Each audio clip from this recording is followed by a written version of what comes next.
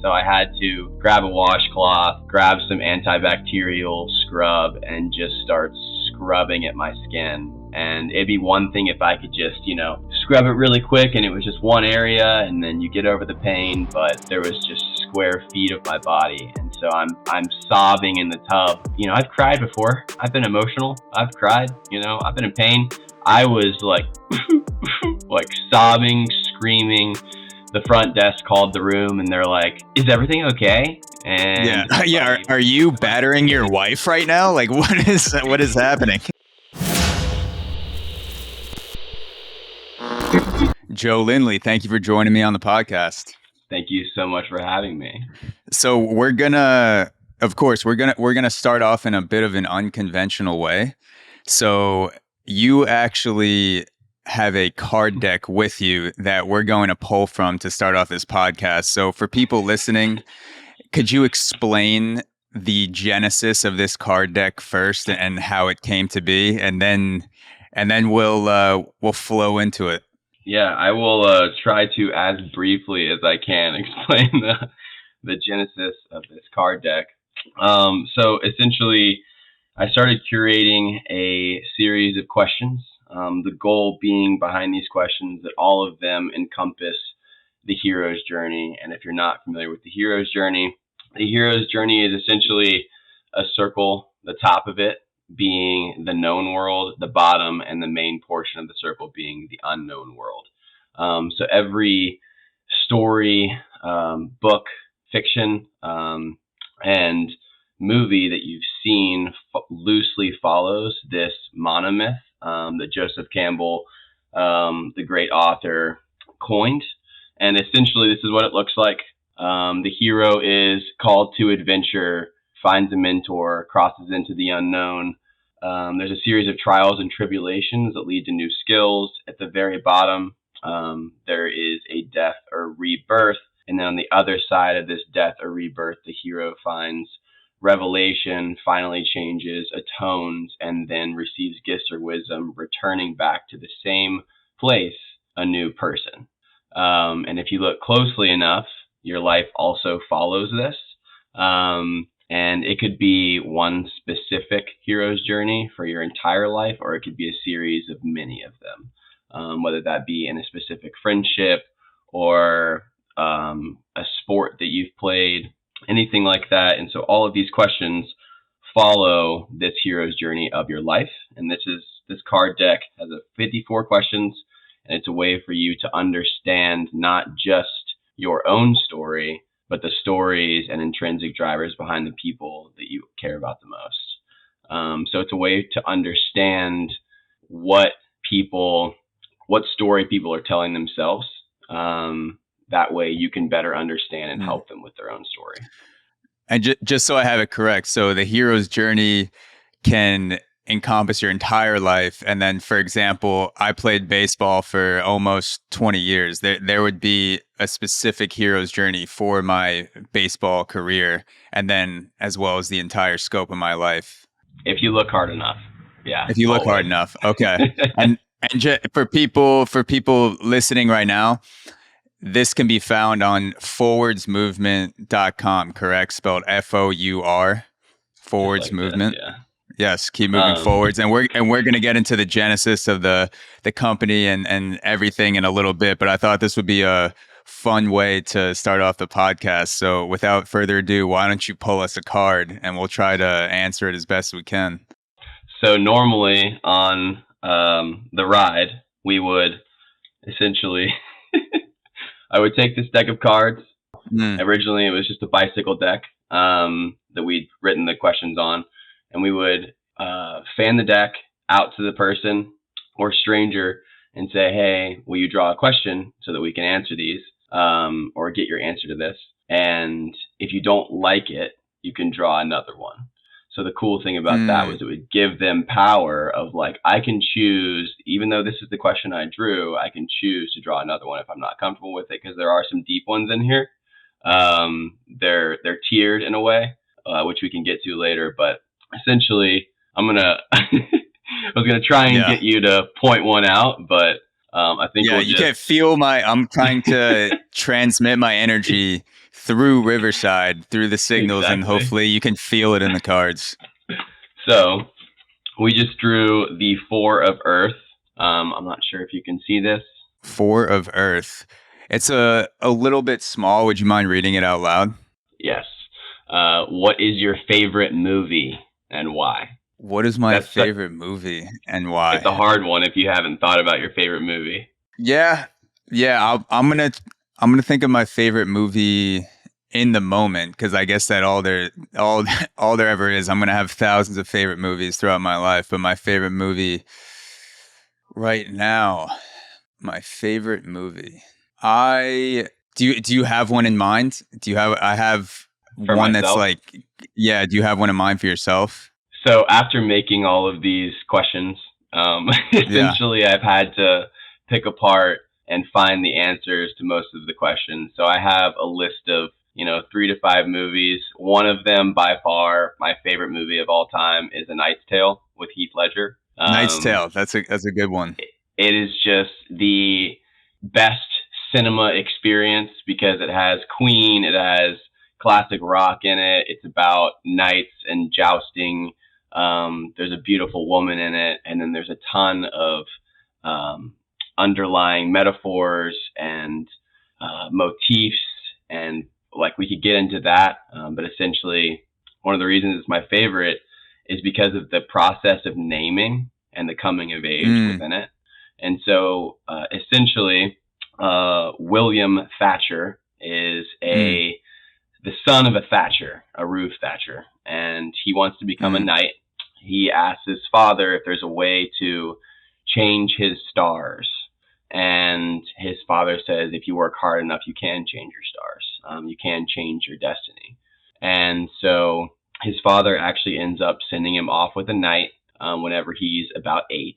And he doesn't see his father for, I think it's something like 15 or 20 years. And it fast forwards that far, and he's still the squire to a knight. The knight dies.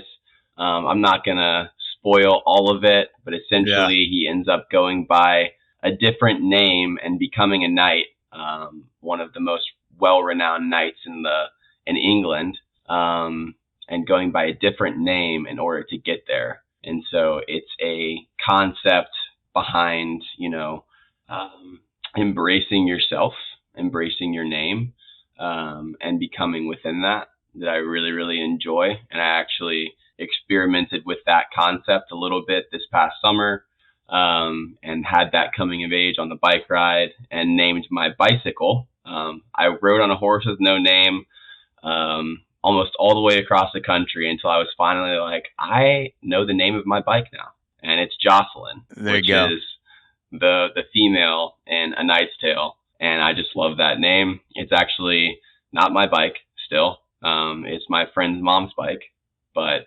her name is Jocelyn now. So it shows up in my life a lot, but really, really enjoy that movie. Tend to look for meaning in just about everything, probably too much to a fault sometimes, but definitely my favorite movie. You talking about your favorite movie sparked my favorite movie, and also gave me some more time to think. So I used you as an out, so I could give a better answer.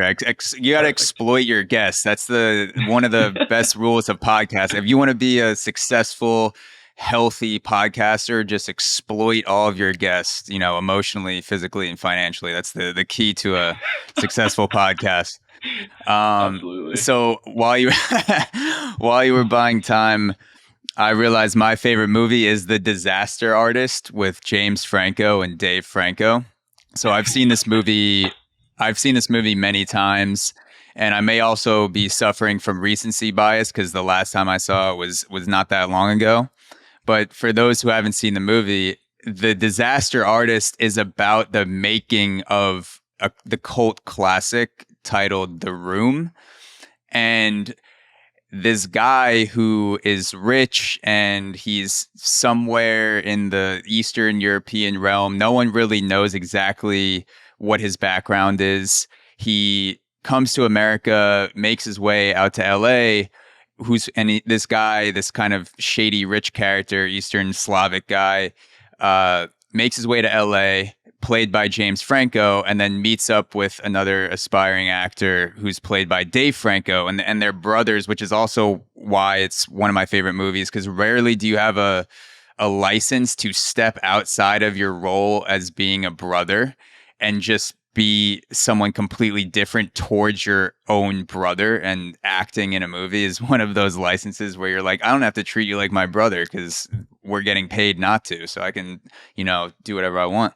But this guy makes what he thinks is going to be the greatest movie of all time. He's very cocky, he's arrogant, he has the budget for it, he doesn't listen to what anyone says.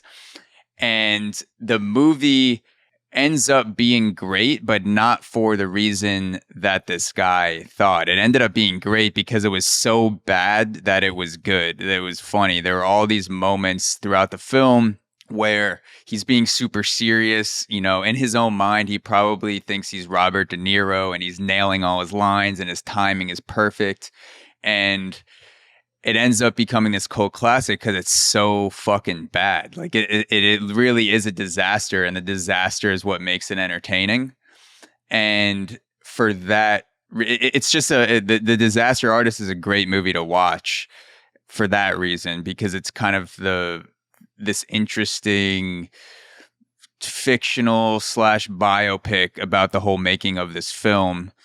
And the other reason why I love this movie is because James Franco's character basically doesn't have that part of your brain that makes you aware that other people are watching you and judging you, which I feel like is a superpower. And there's this one scene in the movie in the beginning where everyone's in this improv class, typical acting gig in LA, where you take a class, everyone's trying to make it, you're working through other jobs, and Dave Franco goes up and he's this kind of reserved, chill guy and barely saying his lines.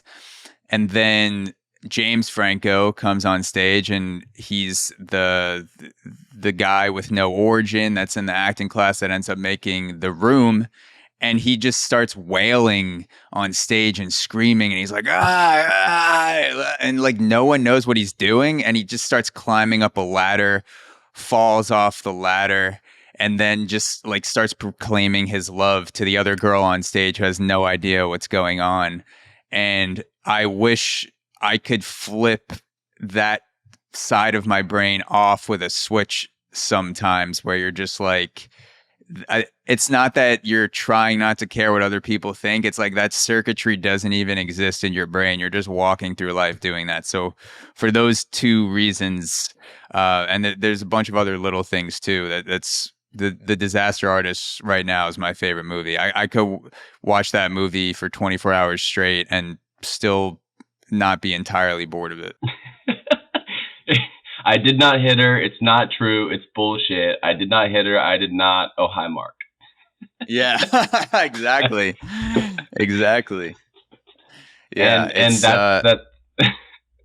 that's one of the coolest things about, these questions is, what is your favorite movie is a very simple thing, a very simple question that seems to not have a whole lot of meaning behind it, but it's one of those things that can get you animated. It can get you excited. You've clearly seen it many, many times. I'm sure you know some of the quotes from it as well. And if you look deeper into your answer behind the question, it's, oh, well, there's actually an element of this movie that I want to embrace myself.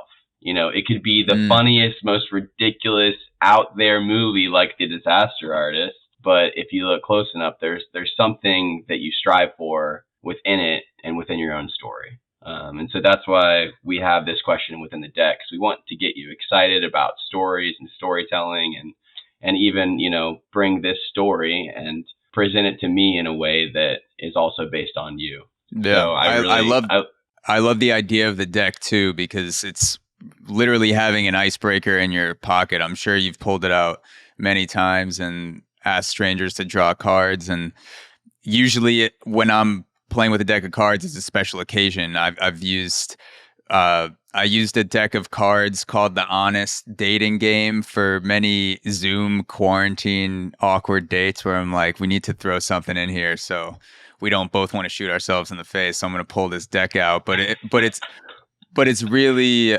it really is a great thing to have, especially solo traveling and for what you did, which we're going to get into, which is you biked and crossed the entire country of the United States. Yeah.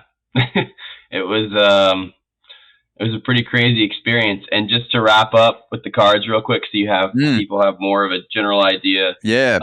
It's a regular deck of cards with 4 suits, 13, I believe, within each suit. Instead of the normal suits being, diamonds, spades, clubs, and hearts, it's actually the 4 elements, air, earth, fire, and water, which is where we get the 4 and forwards from to represent our roots in the outdoors. And so with that, that's a pretty basic intro to it. And then the jokers as well represent death to remind you and anyone else playing that your story does have an end. So whatever story it is that you're trying to tell or you wish to tell, remind to do it now, and start as soon as you can. Yeah, it's so there's no punishment for not answering a card, no sort of physical challenge or anything like that. You could get out of it if you really don't want to answer a question. There's no punishment. We don't want to make people BDSM. feel pressured, right? Like there's we don't want to have pressure. We don't want people to be uncomfortable. This game of vulnerability and transparency and sharing your story and relating to others is a journey that you have to decide to join. You can't be forced in order to actually get something out of it. And so that's what we want people to realize. Yeah, that makes sense. And so speaking of being able to turn off that part of your brain where people are judging you or thinking about you, you biked across America last summer, and that certainly calls for going outside of the normal structure of what people consider, I don't know if acceptable is the right word or just normal or something that is sensible to spend months of your life doing. And I think it's fucking awesome. And I had a great time going through your posts and learning through that small window just a bit about what you did. But I wanted to ask you, what drove you to ride nearly 3,000 miles across the United States? What was before you even started doing it, what was the start of the spark inside you that made you want to do that? Well, first of all, it still sounds surreal. The further out that I get from the completion of it, the more that it's just like I can look at it from a third party perspective and be like, that's just kind of crazy that you did that. Yeah. So it's still kind of hard for me to grasp as I edit everything. But yeah, I am that third party. I can assure you, it's crazy. Within this challenge, one of the things that I love doing is learning by doing. It is my favorite thing to do. I love the art of going from having no idea what you're doing to 1 second. My whoop. Oh, you're good. My whoop is going off. To having no idea what you're doing to going to second nature. So with this bike, we knew we needed to do something to help other people. We wanted to do that in a very grandiose way and tell a story. I love storytelling. I love activity. I love challenges. And so we just kind of thought of the craziest thing. I briefly mentioned it on a call with one of my mentors, and she was like, you need to do something to get people's attention. And I was like, what, like ride a bike across the country? And she was like, yeah. I was like, did I just sign myself up? Yeah, that's good. Did I just sign myself up to ride a bike across the country? And she's like, yeah, you're not getting out of it. And so the birth of it started there. And I grew up on bicycles. I knew how to ride a bike, but I wasn't a cyclist. And so this was in March of last year, like late March.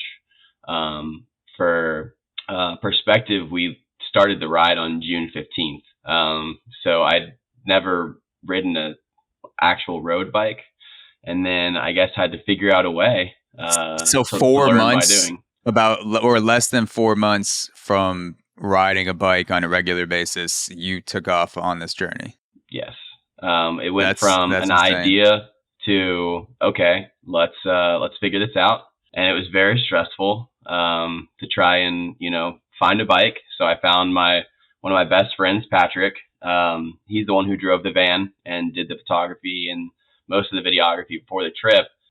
His dad is a cyclist. And so I was like, hey, do y'all have any extra bikes I could use? And it was his mom had an extra Yeah. bike. So I rode his mom's bike. Thank you, Kelly. His mom's bike across the country, and clipped in for the first time about 2 months before the ride, and then just started getting into it. And the goal with this was, people think whatever it is they want to try or whatever it is they want to do, there's so much bigger barrier to entry. They're like, well, I would love to do that, but I don't know this or that, or have someone else who knows how to do this. And it's just like, there's so many excuses of getting in the door. And let me show you one of the craziest things that you could possibly ever, like one of them that you could possibly think about ever doing is just, I'm going to ride a bike across the country, but I'm not a cyclist. Let me show you how easy it is to just hop on, start doing, fall over a couple times. And trust me, I did. I forgot that, as a normal bike, you can just take your foot off the pedal. With these bikes, you have to unclip. So many times I came to a stop and fell over on my side. That's just kind of a part of learning. So you're going to fall a lot, but it's a matter of learning to get back up. It's a matter of, being willing to look like a fool and to be a beginner. That's part of the fun of it as well. So if people can realize that learning is a process and it's going to look like that, and then eventually you'll be a master if you would like to be. We wanted to show them what entering this door looked like with something so extreme. Yeah, and it's weird. I feel like we do live in a world with so many artificial barriers and these qualifications that it seems like you need, but if you break it down, they're 99.9% of things you don't actually need to spend 4 years in school or get some sort of certificate. You can just start doing it and riding and learn and make the journey your degree in a sense. And I'm trying to like besides, there are a bunch of things that you need degrees for, and obviously you need to go to school and practice and become good at things like becoming a medical doctor or anything where you're directly influencing the health of someone else besides yourself. You should probably have a degree for some sort of certification. But for most things, a lot of and for me,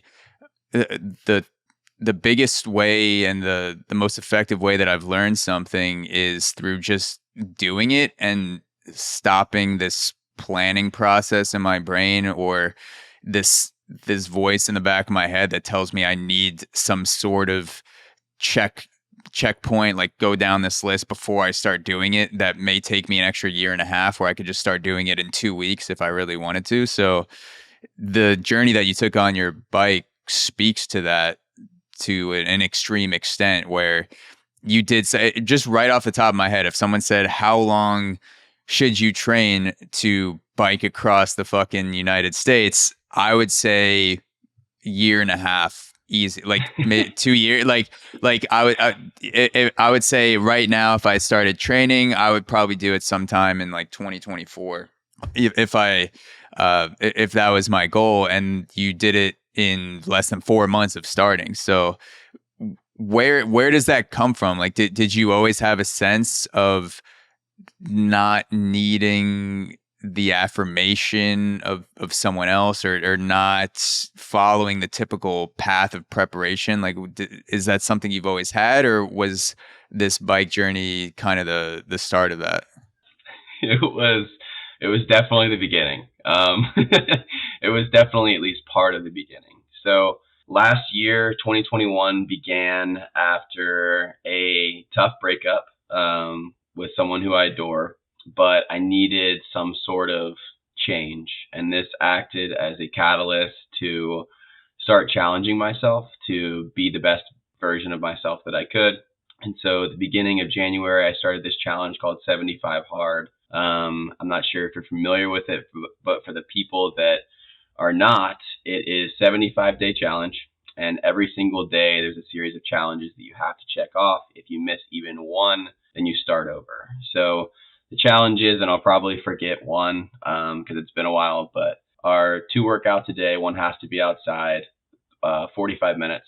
Drink a gallon of water, take a progress picture, no cheat meals or alcohol, and read 10 pages in a nonfiction book.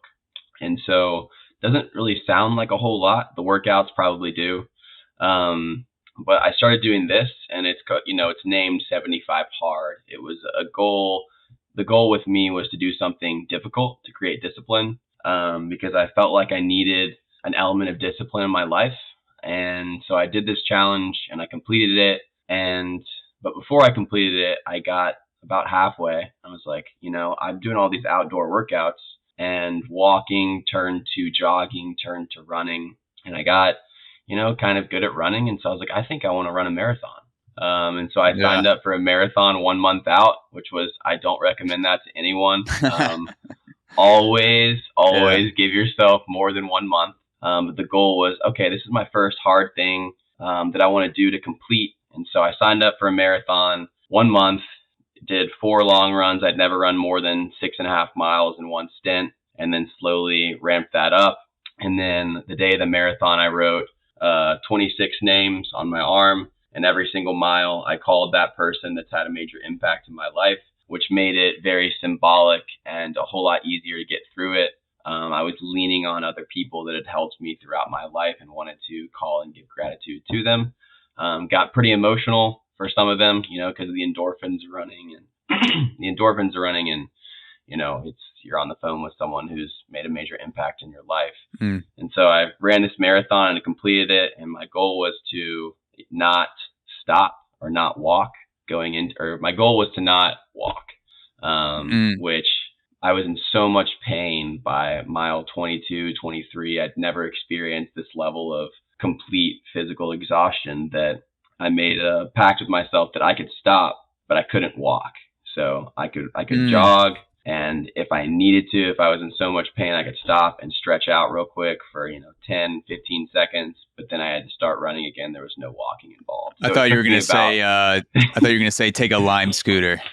I can't walk, but if I see a scooter, I'm just going to swipe out. So it took me about 4 hours and 47 minutes, which is not an impressive marathon time, but I was able to complete it. And from there, 75 Hard was still underway. And so I kept going, and I was like, man, I can do hard things.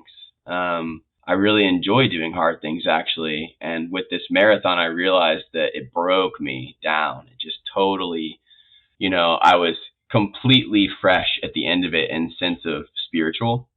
And so I was like, okay, if I can do these hard endurance things, then they can break me down so that on the other side, I can start filling these gaps and building myself back stronger. And so that's whenever I was like, okay, well, maybe I should do something kind of crazy endurance and create a story. And the creativity started flowing. And that's whenever we came up with the ride. And so I was like, this is going to be my hard thing. I'm in some of the best shape of my life right now. So why wouldn't I leverage this in order to complete something? It's definitely I was definitely in good shape, but I had also read articles online. Never hesitate to look up things that you want to do, because people are like, I did a bike ride across the country. I was really out of shape. I'm like, okay, cool. If you were out of shape and I feel in pretty good shape, then I feel like we can probably make this happen. And then I read one article that was, I didn't train for this at all. For a bike ride across the country, is what someone else said. I didn't train for this at all. It would have been more comfortable if I had, but I was able to do it. So I was like, okay, that's enough.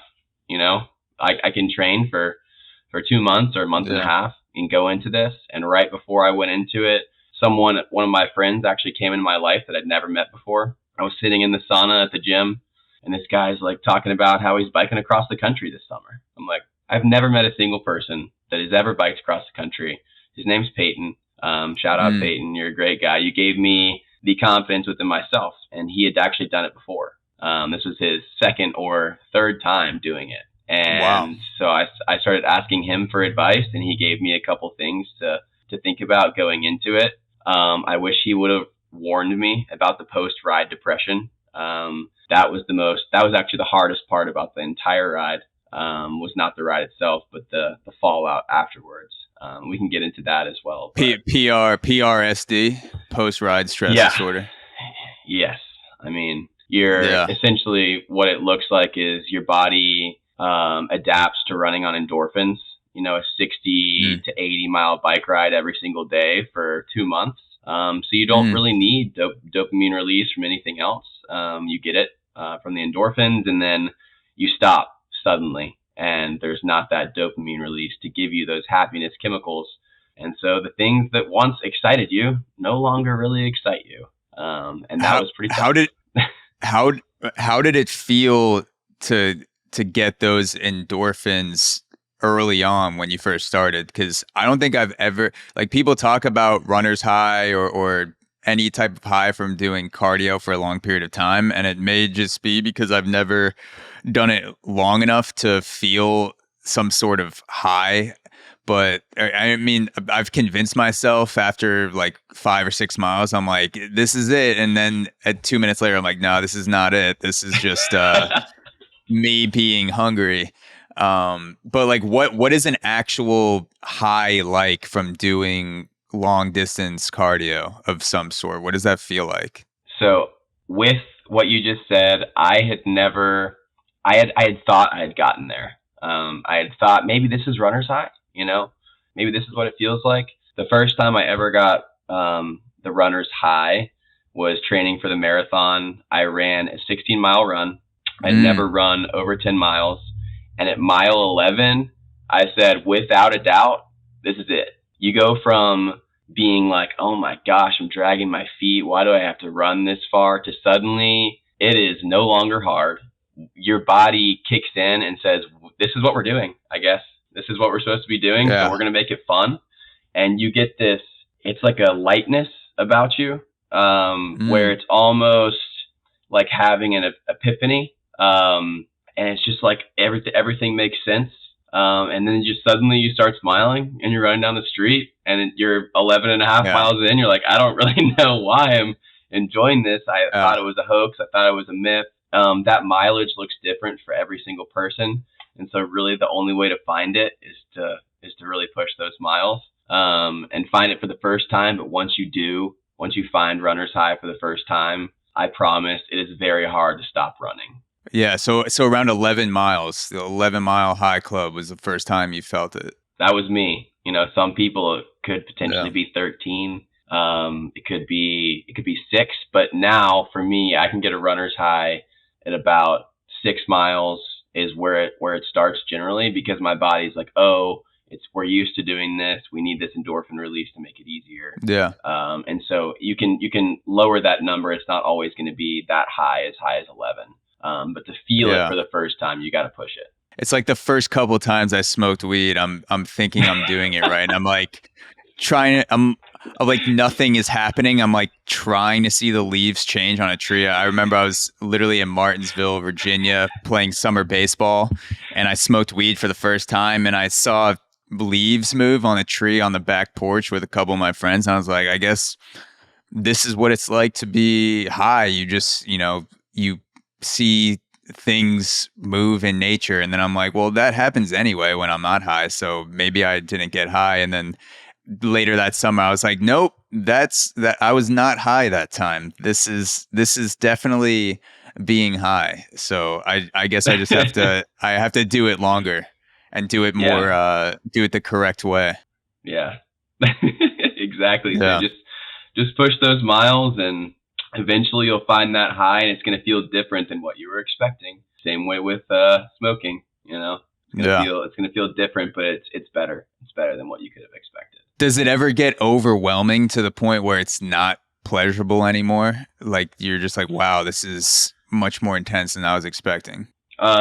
There's definitely a degree where I wouldn't say it's not pleasant, but I would say it gets emotional to the point where you can be pushed over a ledge of crying. I have cried while running. That's probably where I made the realization of this really does break me down in a way that I can build myself stronger from, because it's not crying in a sense of I'm sad. It's crying in a sense of gratitude. Like, look at this crazy life that I'm living. And it happened on the bike a lot because every once in a while I'll snap back to reality and the concept of what I was doing and being like, I'm riding a bicycle across a continent. One of my best friends is trusting me enough to follow me in a van that we didn't have until 3 days prior to the ride. We had nowhere to stay, nowhere to put our things for the ride. We thought we were going to be renting a U-Haul. And so all those things kind of come into perspective. And so it can get overwhelming to the point where you don't really know what to do with it. You're happy, you're crying, you're, grateful, you're, missing people, that kind of thing. But I would never say that I've had a long distance endurance endorphin high that has been one that I've regretted and been like, dang, I was a little too much. I don't really want that. But also I've done a lot of practice, like gratitude practice, to appreciate those kind of moments and take them in and embrace them. So maybe for some people, but I think the really true gratitude started with the runner's high. Yeah. So to go back a little bit, you mentioned you found the van about 3 days before the trip. What was that week like leading up to the actual start of it? Like getting the van, what was on the inside of the van? How are you preparing for it? Physically, mentally, who went with you? How did that work? Like following along, or did he just drive ahead and you met him there? Like how did that whole planning work the week of and getting to that point where you finally got on the bike? So we did a fundraiser with a lot of our closest friends in Austin within the fitness community at one of my best friends, MSW Nutrition. They did my blood work to make sure I was healthy. They wanted to make sure I had no underlying pre-existing conditions that I was unaware of, which is super crucial, for the state of just at least knowing that, everything that could happen from here on could make a difference, but we didn't want anything to happen to where I made myself diabetic, to where I, had some sort of blood sugar anomaly that made me pass out in the middle of the desert. So there was a lot of preparing that went into knowing. They put me on vitamins. We fundraised to make this happen. The week prior, we didn't have a lot of things figured out. We'd figured out the route, at least so we thought.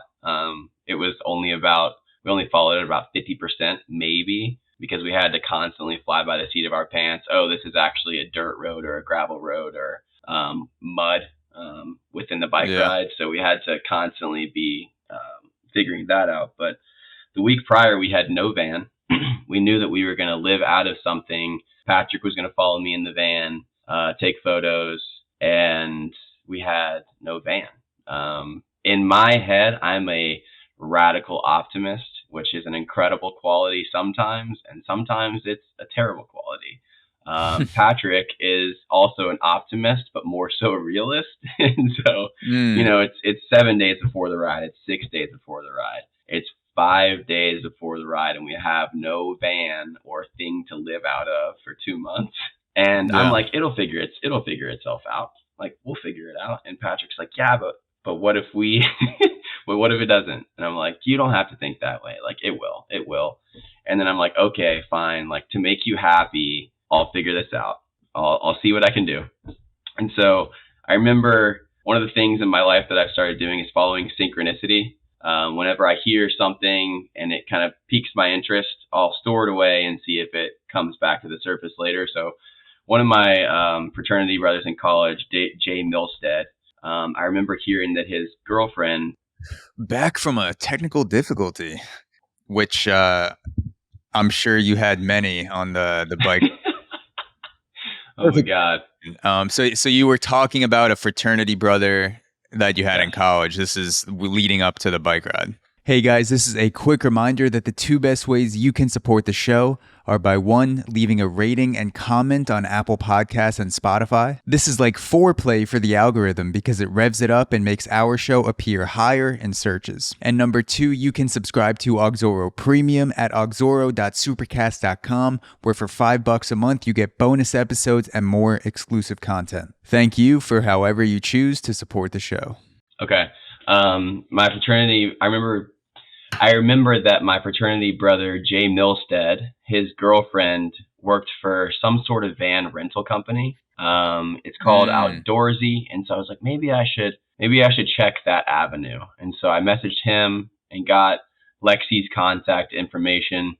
And I was like, hey, Lexi, like I heard that you work for Outdoorsy, which is one of the biggest van rental companies in the country. Essentially what it is, like the Airbnb of van rental, right? So it's privately owned, but they rent out their vans. So I could buy a van, totally convert it, and then let's say I'm not using it, I could rent it out to someone who wants to go take a trip. And so we reached out to them trying to find a van. We'd found one. Vanessa Van Halen was the name of the van. Pun intended. Vanessa Van Halen. Vanessa Van Halen. Oh, Vanessa Van Halen. Love it. Right. Love it. So we'd found it, but it was pretty expensive. And so I reached out to Lexi. I was like, hey, is there any way that Outdoorsy wants to be a part of this? And they ended up being like, yeah, this sounds like a great opportunity for us. We would love to help you with your trip. And so they sponsored the van for about half of it. And so that made the whole van situation possible. And so 2 days before the ride, we had a van. Wow. And we all made it happen. Everything came together just right whenever it was supposed to and when it needed to. And so the day of, I went and picked up the van in Austin, just down the corner from my house, or around the corner from my house, and then drove to Dallas to pick up Patrick. Loaded the bike up, loaded my dog Atlas up. He was going to be our third on the ride because we needed some sort of company. I knew Patrick did. And I got Atlas and named him Atlas because I wanted to travel with him. And so Atlas and I took off for Dallas and picked up Patrick. And we loaded the van up over a couple hours, got everything put in place. You know, everything had its place throughout the whole ride. The cooler goes here, the supplements go here in this drawer. The chamois butter goes in this drawer, which is what you put, you know, between your legs to keep yourself from chafing. I would not have been able to survive without chamois butter throughout all of the armpit of the U.S. Yeah. So basically, what you just rub it on your thighs or wherever, and it makes everything go more smoothly down there. Yeah, it's like a slippery. It stays slippery, and it has menthol in it too, so you get a nice little bite to it, so that you know it's working. And took off for Dallas, and then whenever we left Dallas, Patrick was like, "Okay, well, we can go the north route to the Outer Banks, North Carolina." Which will be the exact same route that we bike. Or we can go the southern route and take a different route and have everything be a total surprise whenever we see it. So we kind of did the pros and cons, and we were like, honestly, the pros and cons are kind of the same. You know, if we take the north route, then we'll be seeing the same thing we'll be seeing all the way through, but also it'll give us an idea of what we're riding through. So that's a pro and a con. With the southern route, it's like, oh, we'll see something else, but also everything else is going to be completely unknown. And so this is whenever we brought in the concept of flipping a coin. Whenever we couldn't make a decision, it was like, we don't need to waste time trying to argue for a couple minutes or debate for a couple minutes on what we want to do because we don't care. If we truly don't care, let's flip a coin. So we flipped the coin. It took us the northern route. We drove the same route all the way to the Outer Banks that we rode out of. Obviously, we rode on highways instead of back roads to get there. But this theme happened for the first time that over the course of 2 months, every time we were like, I don't really care. Let's make a decision. Do we want to stay here or there? We'd flip a coin on it. And with this fortune, we began the coin flip comes in handy.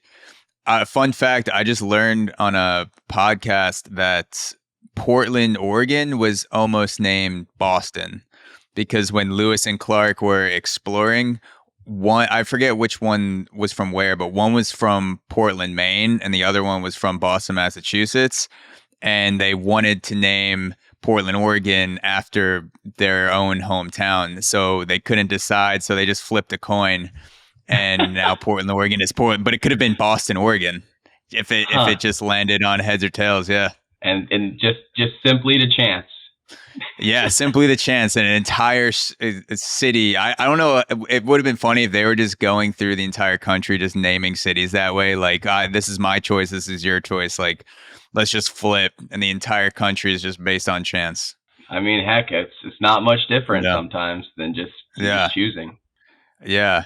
So once you decided on the route, which you mentioned was from Outer Banks, and then you ended up California, I guess, West Coast, somewhere in SoCal. Yeah, Santa Monica. So why go east to west? Did you ever think about going west to east? Is that something people do? So like I said earlier about giving too much meaning to things. Within this documentary for mental health awareness, it's an allegory of my life as well. So I started in the Outer Banks on the East Coast because I grew up going to the Outer Banks. And I finished in Santa Monica. This is why I was biased towards going east to west. Yeah. I finished in Santa Monica because in college, I went to Texas A&M whenever we founded Fourwards and took this road trip from College Station to San Francisco and back over spring break through all the national parks. We were in Santa Monica on the pier, and I was with three of my best friends. And at that point in time, I was purposely trying to fail out of college. I hated it. Purposely trying to fail out of college. Yes. I could have helped you there. Yeah, right.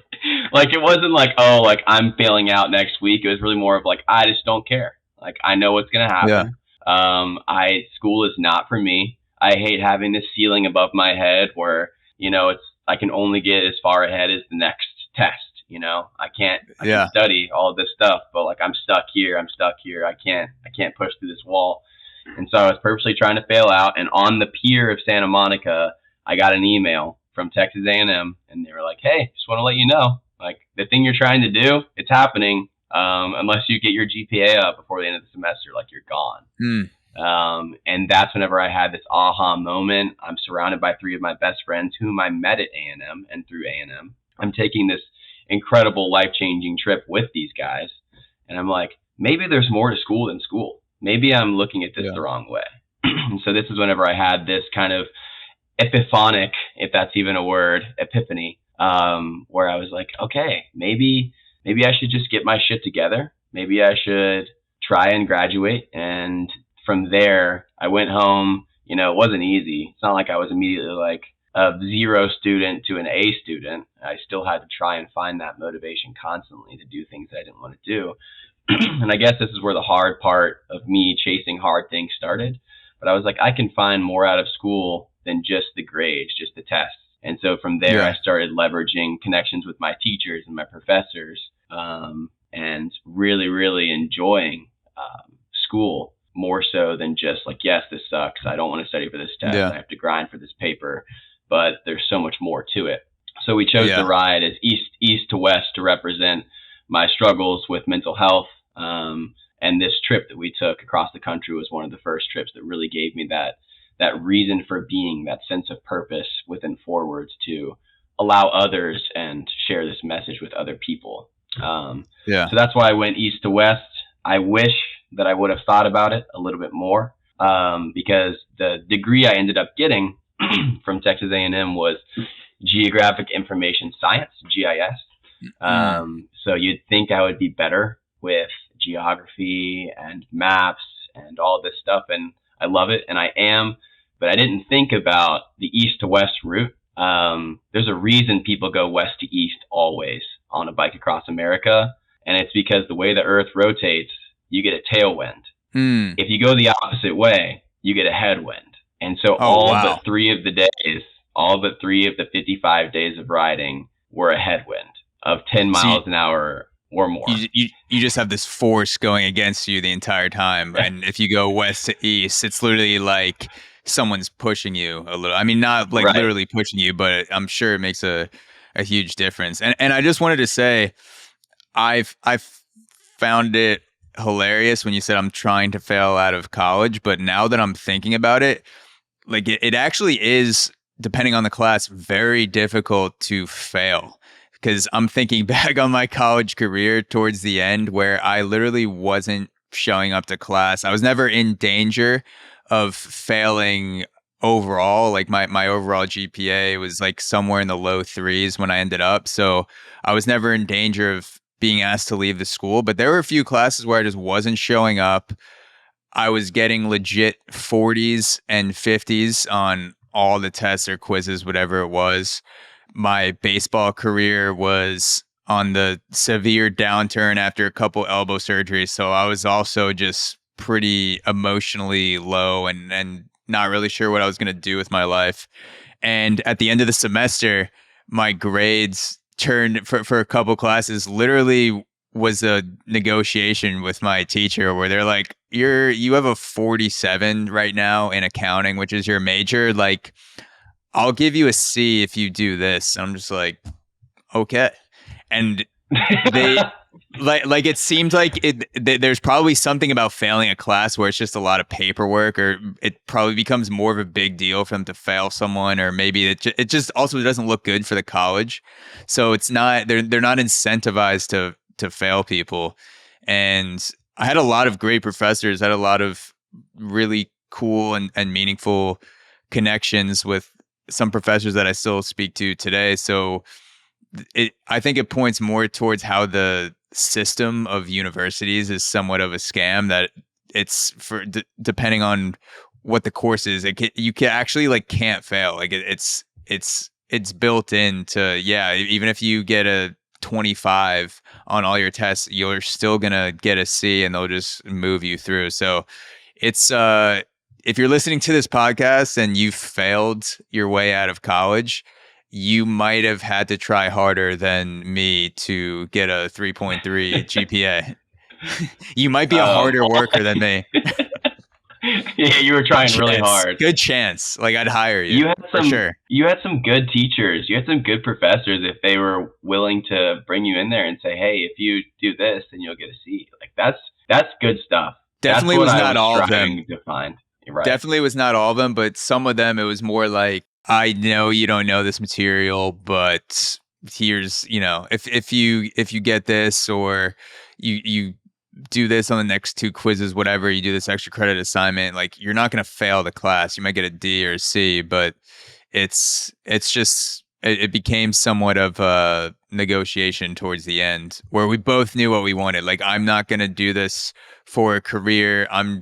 This professor, knows that I'm just trying to get through. And then they're like, all right, like, we'll squeeze you through the window. How nice. 100%. So walk me through the first week on this trip, getting used to biking. You said 60 to 80 miles a day, physically, emotionally, spiritually. Like, what was that initial adjustment period like a week into this trip? So I'd never biked over 50 miles until the weekend before the ride. And then I biked my first 50 miles with my friend Andrew, who is also a great mentor in Austin to get me into cycling and show me the routes around Austin. But the first day of the ride, we woke up for this documentary. I was in the Outer Banks to see my grandparents who have a house there. My grandfather was suffering, or it still is suffering, from Alzheimer's. And so that's all taken a turn in the past year. So, within the mental health motif, we got up, we went to bed I went to bed at 4 a.m, just around 4, because we got to the Outer Banks. We had to get everything prepped. I had to get my Garmin set up, make sure we had everything charged, because we were going to have a way to charge things.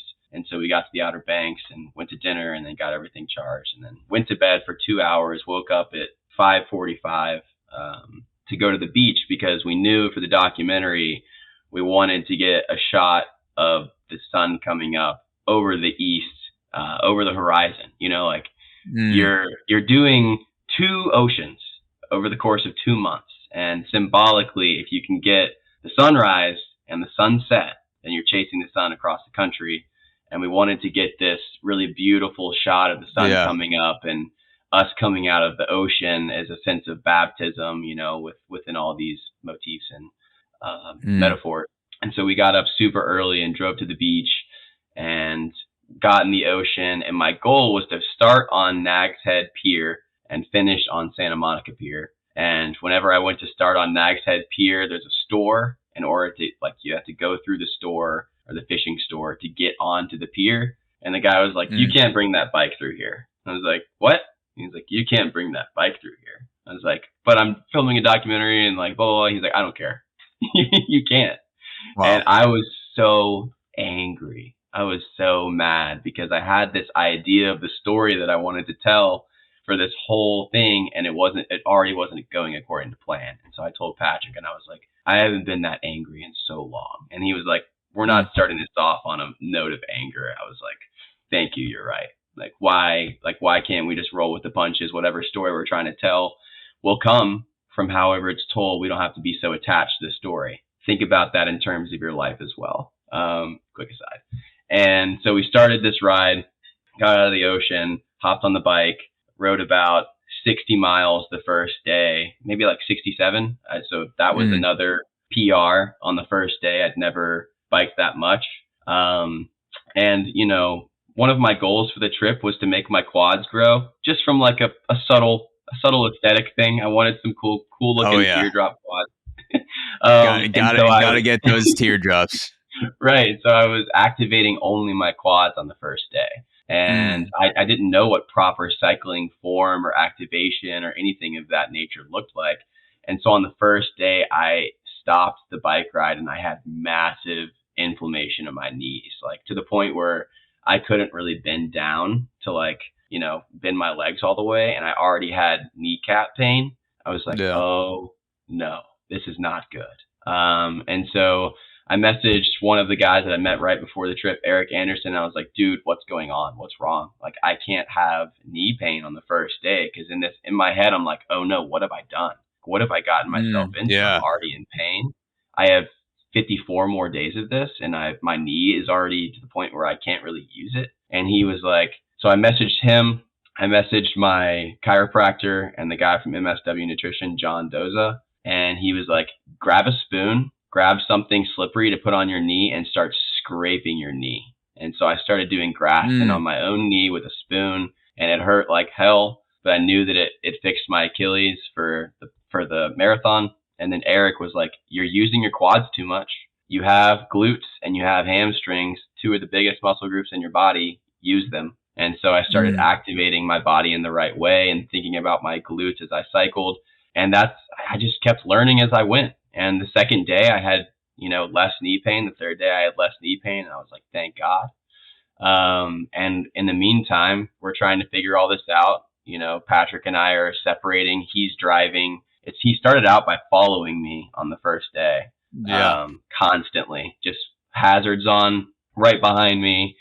And we realized we're holding up a lot of traffic. We cannot do this for 55 days. Like, we cannot be having this high level of stress. And so it got to the point on the second day where he was like, we can't do that. I was like, you're right. So he would go ahead and leapfrog me and find a cool spot. Maybe he wanted to grab some footage or take some photos, and he'd wait there for me. And then I would ride past him or stop there for lunch, grab lunch real quick. Started eating way too much in the beginning. By the end, I wasn't eating lunch because I was still fresh. I didn't need food. And we just kept doing this and slowly learning things. On day 3, my phone died. My Garmin died. Patrick had gone ahead to find a really cool spot to photo me. Yeah. And, you know, he thought I'd be there in 5-10 minutes. 10 minutes go by, 20 minutes go by, 30 minutes go by, 40 minutes go by. He's like, he's not here. So I'd taken a wrong turn. I don't have a GPS. I don't have a phone in order to get in contact with him. I'm just driving around. I'm riding around North Carolina, all these back roads trying to find my way. The supposedly 52-mile day turned into a 70-plus mile day. where I'm just Wow. trying to find my way to the next city. Ended up going on through some construction zones and all that stuff. But that was the first time and the only time that I got lost. And we got separated. And after that, we were like, we need to have an operation in place where if we get separated and your phone dies, you do this, I do this. And so that was really important that we got that down in the very beginning. What did you end up doing to fix the location? Like, what was your system after that point? To fix the location, essentially, I always had to make sure my phone was charged. That was one of the first ones. I got my Garmin fixed to where we plugged in the coordinates. So at least if my phone died and we weren't taking the same, so the Garmin route was almost always different than the Apple Maps or the Google Maps route. But at least if I could get to the city, then it was fine. And so we'd basically be like, all right, we're going to stay. So Patrick would stop at a major junction where it's like, this is a major turn, to make sure that I was going to take that turn as well. And then he would go on ahead until the next major junction. Yeah. And so that was pretty much what our strategy ended up being. We started getting a little bit more loose with it as we went, because in the beginning, I would meet him every maybe 5 miles, 4 miles. And then we started slowly spanning that out a little bit more, because we were like, we have to have more time, or even at some point for most of the first half of the ride, we ended up having to go to Starbucks or any sort of place with Wi-Fi at the end of the day to download clips to the internet, because we were making weekly episodes. And one of my friend Price back home was making those episodes, and they didn't continue throughout the ride because it was just so much stress to try and go download clips on public Wi-Fi that took 4 hours, 5 hours to download to. And we were like, we can't be doing this. We're wasting, and we're using all of our time to stress over this. Yeah, I was I recently got back from traveling through Egypt, and throughout that time I was uploading like video reels a minute to 5-6 minute clips, and I wasn't uploading the full episodes of the podcast. I was uploading the audio because that's a much smaller file, obviously. But I remember the first time I tried to upload a full video on public Wi-Fi, and it said, I think it was like 6 days on the YouTube tab. I was like, well, I'm going to have to I'm going to have to rent out a seat here in this coffee shop, or I can just be like, fuck it. I'll just put the audio and clips up for now. But yeah, I feel for you for the frustration of uploading video clips, especially because it can be so fucking frustrating to just be sitting there waiting for a clip would normally take you maybe 3 minutes to upload, and you're in a coffee shop somewhere, you're traveling with somewhere that doesn't have great Wi-Fi. Yeah. So we stopped doing that. Eventually, at some point, it took us way too long to realize that. Way too long. But also, I was talking about this with Patrick the other day. I was like, do you feel like that kind of gave us a sense of purpose throughout the ride? Because every day, Patrick made this comment in the very beginning. He was like, we're kind of back to worrying about the basic fundamental human needs. We're worried about shelter. Where are we going to park the van for the night so that we can camp? We ended up parking in Walmarts more than half the time, because there was not that great of camping in all the smallest towns across America.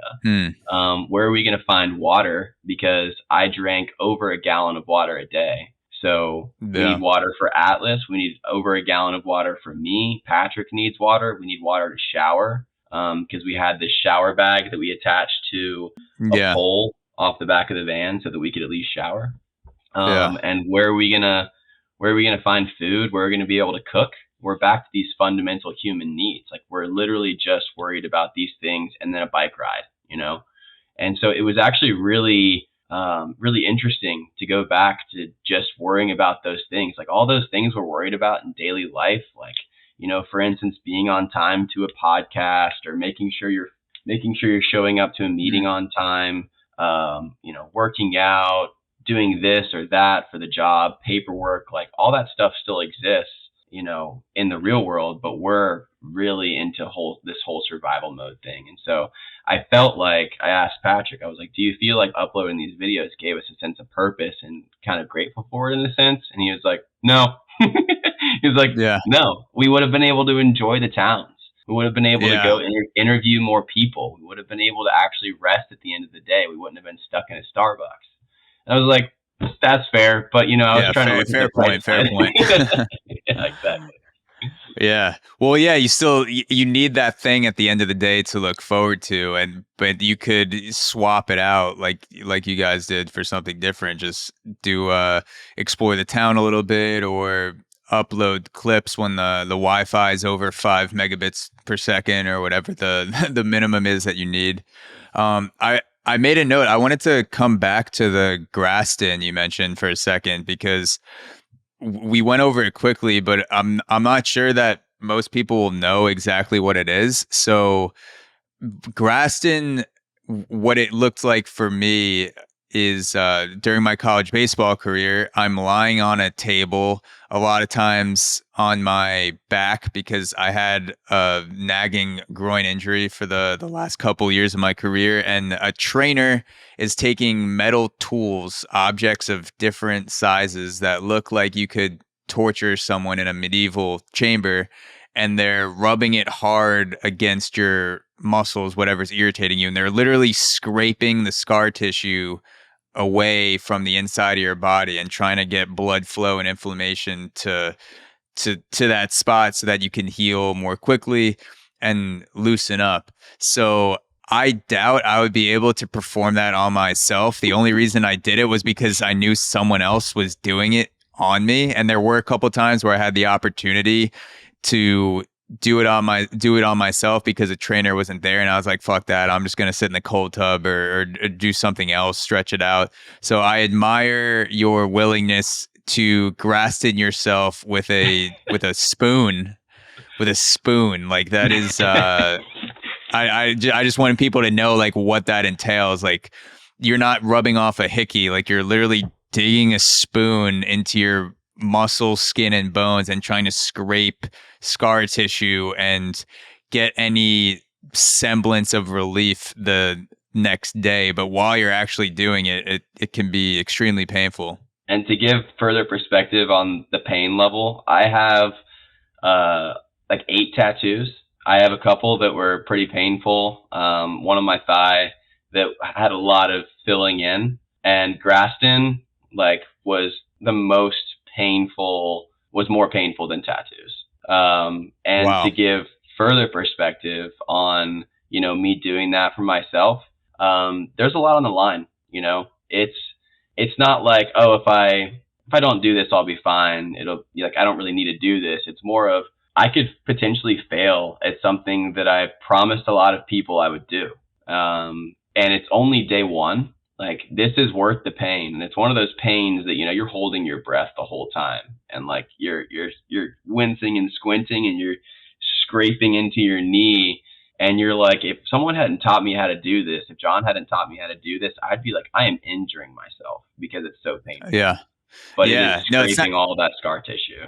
Yeah. It's not like rolling out. Rolling out, it can be a bit uncomfortable, even borderline painful sometimes when you're on a roller and you're like, oh, this, like, it's pain, but it's a good type of pain. If I didn't know, if I didn't know Graston was good for you when performed the proper way, and someone just started scraping the inside of my groin or my knee, I'd be like, you're tearing my MCL right now. Like, what are you doing? Like, you're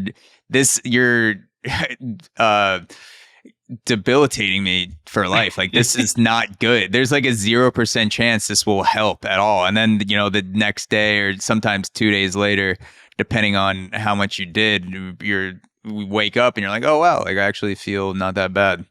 So right. It's a crazy thing. I imagine like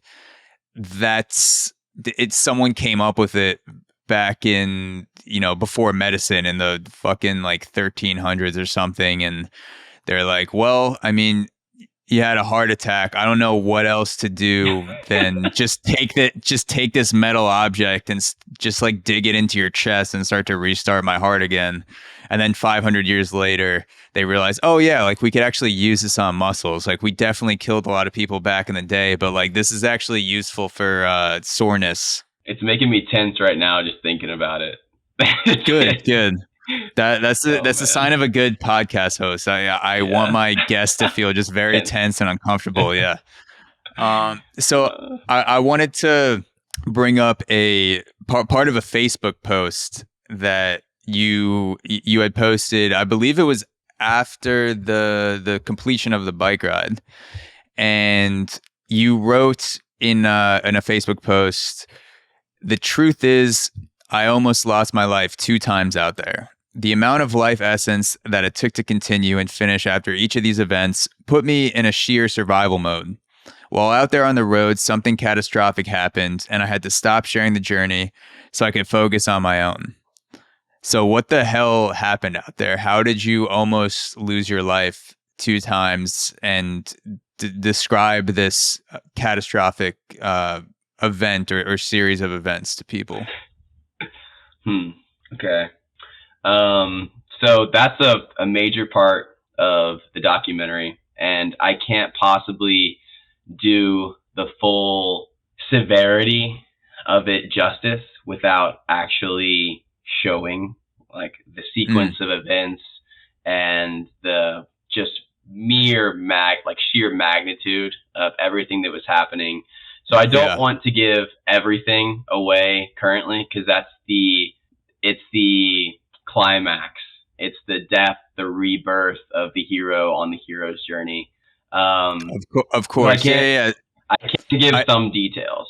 Yeah, just give us a taste, and then I'm gonna, in the podcast description, I'm gonna point people towards the documentary and the release of it. So of course I do not expect you at all to give away the full thing, but if you could just give people an idea, lead up, something to hang on to before they actually watch it. Right. So what I will say is one of the main battles, the main struggles throughout the entire ride was the route. It was dealing with traffic. It was the lack of a shoulder on bikeable routes across the United States. Something that Google Maps, something that, the entire country and highway system considers safe for bikers should not be a bikeable route.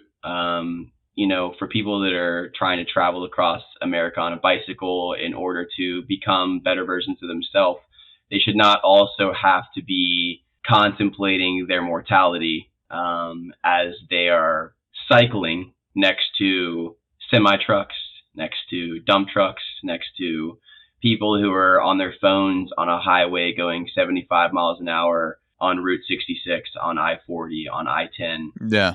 This was a theme throughout the entire ride, where we were constantly struggling with, should we ride here? Is this worth it? And so whenever we got onto Route 66, that's whenever the real struggle began. We thought that everything was going to be easier once we got to Oklahoma City and hopped on Route 66, because Route 66 is the mother road of America. It's like, of course it's a bikeable route. It goes all the way across. What we didn't know was that whenever they recreated the highway system across the U.S. and made I-40, there are portions going through Texas and New Mexico where the ranchers would not give over portions of their land to make an access road. So you are riding on the shoulder of the interstate with semis that are literally just transporting goods, and like that's the only cars that you really see, or the only vehicles that you really see are semis, dump trucks, trailers, very heavy machinery, and you're just 180 pounds of flesh cycling on the side of the road. And so this was the struggle that we found eventually. Like in the beginning, we started really trying to avoid it. And then we got to the point where we couldn't avoid it anymore. It was like we have to bike almost 250 miles out of the way to even hop off this road for 500 miles.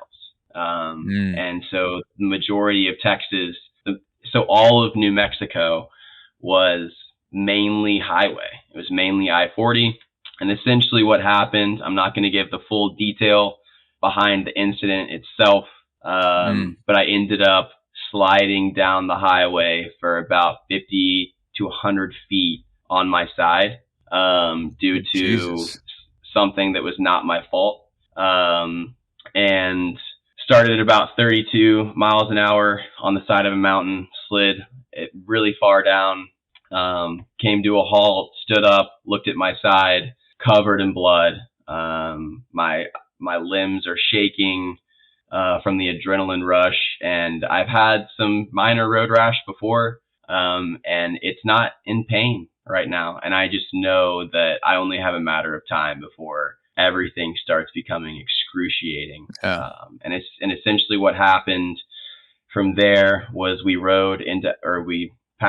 I called Patrick. I said, hey, by this point, Davis had also taken Atlas's spot. So I had two friends. I called them. I said, hey, I'm alive. Nothing's broken. You need to be here like 2 minutes ago. It's not good. I am, for right now, I'm fine, but this is a big deal. And so if y'all could get here, they leapfrogged me by about 10 miles. So it took them about 25 minutes to get to me. Some people were stopping traffic. It was a whole ordeal on the side of on the entire freeway. It was a big deal. Other cars were getting involved too. Some people stopped to stop traffic and directed around me and the incident on the road. And so they drove me into Albuquerque. The EMS came before this, and they were like, hey, we can bring you to Albuquerque, to the hospital, but they're going to do exactly what you could do by yourself, and they're not going to be as gentle on you to get all of this gravel and rock and tar out of your open wounds. Because I had rock and gravel and tar lodged into my skin. Jesus. It was pretty bad. And so they were like, they're not going to be as easy on you. And so we drove into Albuquerque after only riding 3 miles that day.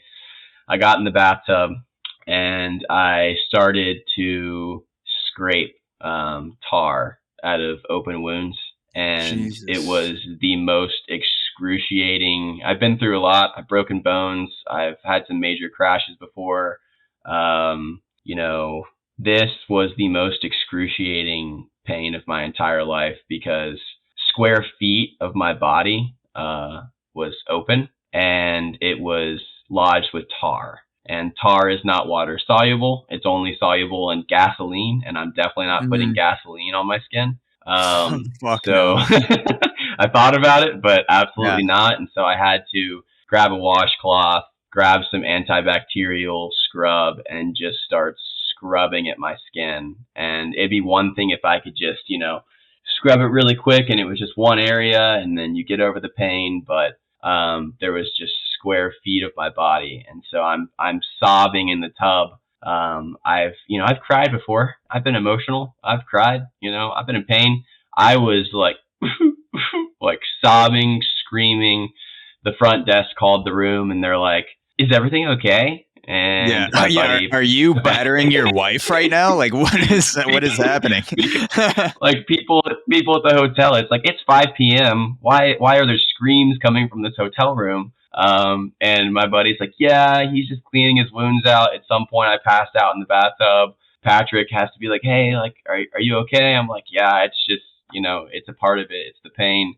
And yeah, so that was the most excruciating moment of my life. And then from there, I knew that this whole thing, like it was I've been in some traumatic situations before, and right now the trauma hadn't built up yet, as to the sheer severity and closeness to death and proximity to death, of what this was going to entail and hold for me on my journey moving forward. And I was like, I know for a fact that this is going to suck worse than anything I've ever done, but I have to get back on the bike tomorrow. Like the back wheel was blown out. We had to get a new bike or a new wheel. And so we went to the we even went to the bike shop before we went to the hotel to get cleaned off, because I was like, this has to happen immediately, because the more time that I allow this to build up and the more break I take from getting back on the bike right there, the harder it's going to be to ever return to this. And I'm not stopping. Like, this is when it's not what you do, it's why you do it matters.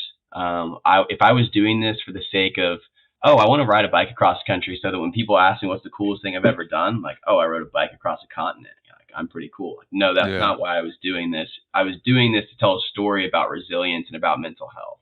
I was doing this to tell a story about whenever it gets hardest, that's whenever you need to keep moving forwards the most. And so this whole concept of this story we were trying to tell was now fully in fruition, where it was like, I have to get back on the bike tomorrow. And so I did, and I started biking again the next day. And it's, you know, a UV of 10 in the middle of the desert in Albuquerque, and it's super hot, and you're sweating into open wounds, and the sun is baking your skin through the sleeve and the bandages on your leg. And it's tough, but you know, the toughest part was after every semi that passes me, you know, every semi that I see in my mirror, because I had a mirror right here, it would pass me, and I would flinch a little bit, like ready for impact, every single one. Yeah. And so there's no more flow state. There's no more, oh, I can enjoy this ride. You know, I can just kind of be in the moment. But the funny thing is, up until this point, I was teaching this, be here now, live in the moment, enjoy the journey. But I wasn't truly doing that. I was daydreaming and fantasizing about the documentary that was going to come out of this experience, about the end of the ride and looking into the Pacific Ocean, the epiphany that I was going to have looking into the ocean. And so the universe, God, whoever it is that you want to say it was, I became very spiritual on this trip because of this experience. But he was like, hey, you know what's the one thing that doesn't allow you to enjoy anything or to be anything but in this here moment right now? It's pain. It's severe pain. And so you're not going to be able to fantasize about the end. You're not going to be able to think about the past. You're going to be merely focused on how much pain you're in. And I became a shell of a human. I was, after these, a couple days later, there was another experience with death as well. And I just couple days later, Jesus. A couple days later. And I became this shell of a human. And thank God that Patrick had Davis, and thank God I had Davis as well. He joined in Oklahoma City, and he wrapped me every single day, twice a day, because he had his wilderness first aid certification. So he knew how to wrap all these wounds up, because Patrick had no idea. I couldn't wrap, you know, my whole arm right here. You can see the scars right now. I couldn't wrap my arm because I needed two hands. And so they're wrapping me up every single day. And the funny thing is, like, the theme of this ride is we go further together, to emphasize the importance of community and tribe to your mental health. And I couldn't have done this experience or completed this ride after this accident without these two guys. I mean, they put up with my bullshit. Like, I was a monster. There was one thing that I was thinking about every single day. And it was, I have to bike and finish this daily ride. I have to finish this daily ride. It's just day by day. It's not even I have to get to the Pacific Ocean. But after, you know, a couple of days of falling behind because I was injured and I got taken out again and had to take 2 days of bed rest, I had to catch up, or we wanted to catch up to arrive in Santa Monica on August 14th because we had some of our best friends and family there waiting for us. And so it was a matter of I want to keep going. But I was a monster to my friends. It was very business. You know, it was this is what we're doing today. That's wrong. That's right. Okay, great. Thank you. Like, I was not my normal self. And to play into this whole overarching theme of mental health, you know, my friends were there for me. I asked for help. They gave it to me. I wasn't the nicest person in return because I didn't really have the capability of being so. You know, I couldn't prioritize them and our relationship because I was really just trying to prioritize myself. So it was asking for that help and accepting that help that Really, I mean, I get emotional about it to this day, going through the documentary and editing it, that it's like, man, getting further from this, like they really put up with my shit. Yeah.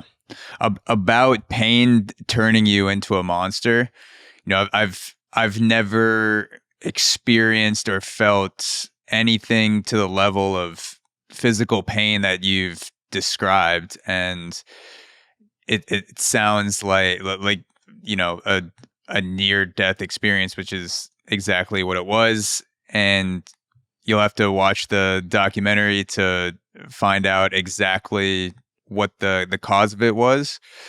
But just from hearing your words and the way that you describe it, and thinking about pain in my own life, changing who I am, going through my own painful moments physically, and also with some intense anxiety attacks in the past, I know that the first thing that goes in my mind when I'm experiencing pain and experiencing anxiety, and sometimes at the same time, is that the way that I treat people just goes by the wayside. Like, I literally feel my sense of humor and sense of connection leave my soul. And the only thing that I'm thinking about in those moments is like, fuck this. I need this pain to go away. Crazy thoughts of anxiety. I can't treat people like they deserve to be treated. So I can't imagine after having an injury like that, where, half your body is literally scraped away and you have to deal with that every single day. And you're like, that would be one thing to just have that happen and then go home and recover. That would still be an absolute mountain of an ordeal. And the fact that you were doing it and recovering while you were biking across America, I can't imagine the fortitude and the open-mindedness and the just, I don't know what to call it, like just inner touch with your soul. I can't imagine what that took to even treat people 10% of how you would normally treat them. Because if it were me, I'd be like, fuck this. Like, I don't give a shit about anyone until I recover. Like, this is like, I can't imagine what that was like. And to elaborate on that whole, like, going home and recovering versus recovering on the ride, after the second incident, after the second one, my advisor from college, Mary Elizabeth, she's helped me through some of the highest and lowest moments of my life. And I called her because I was not going to tell my parents what had happened. My mom would have flown out there and been like, nope, like broken the bike in half and been like, we're going home. And so I didn't tell my parents what had happened because I didn't want them to worry until I was done, I told a couple people. Most people didn't know. Everyone that was following on Instagram had no idea. It just went from one day I had no bandages to the next day I had bandages.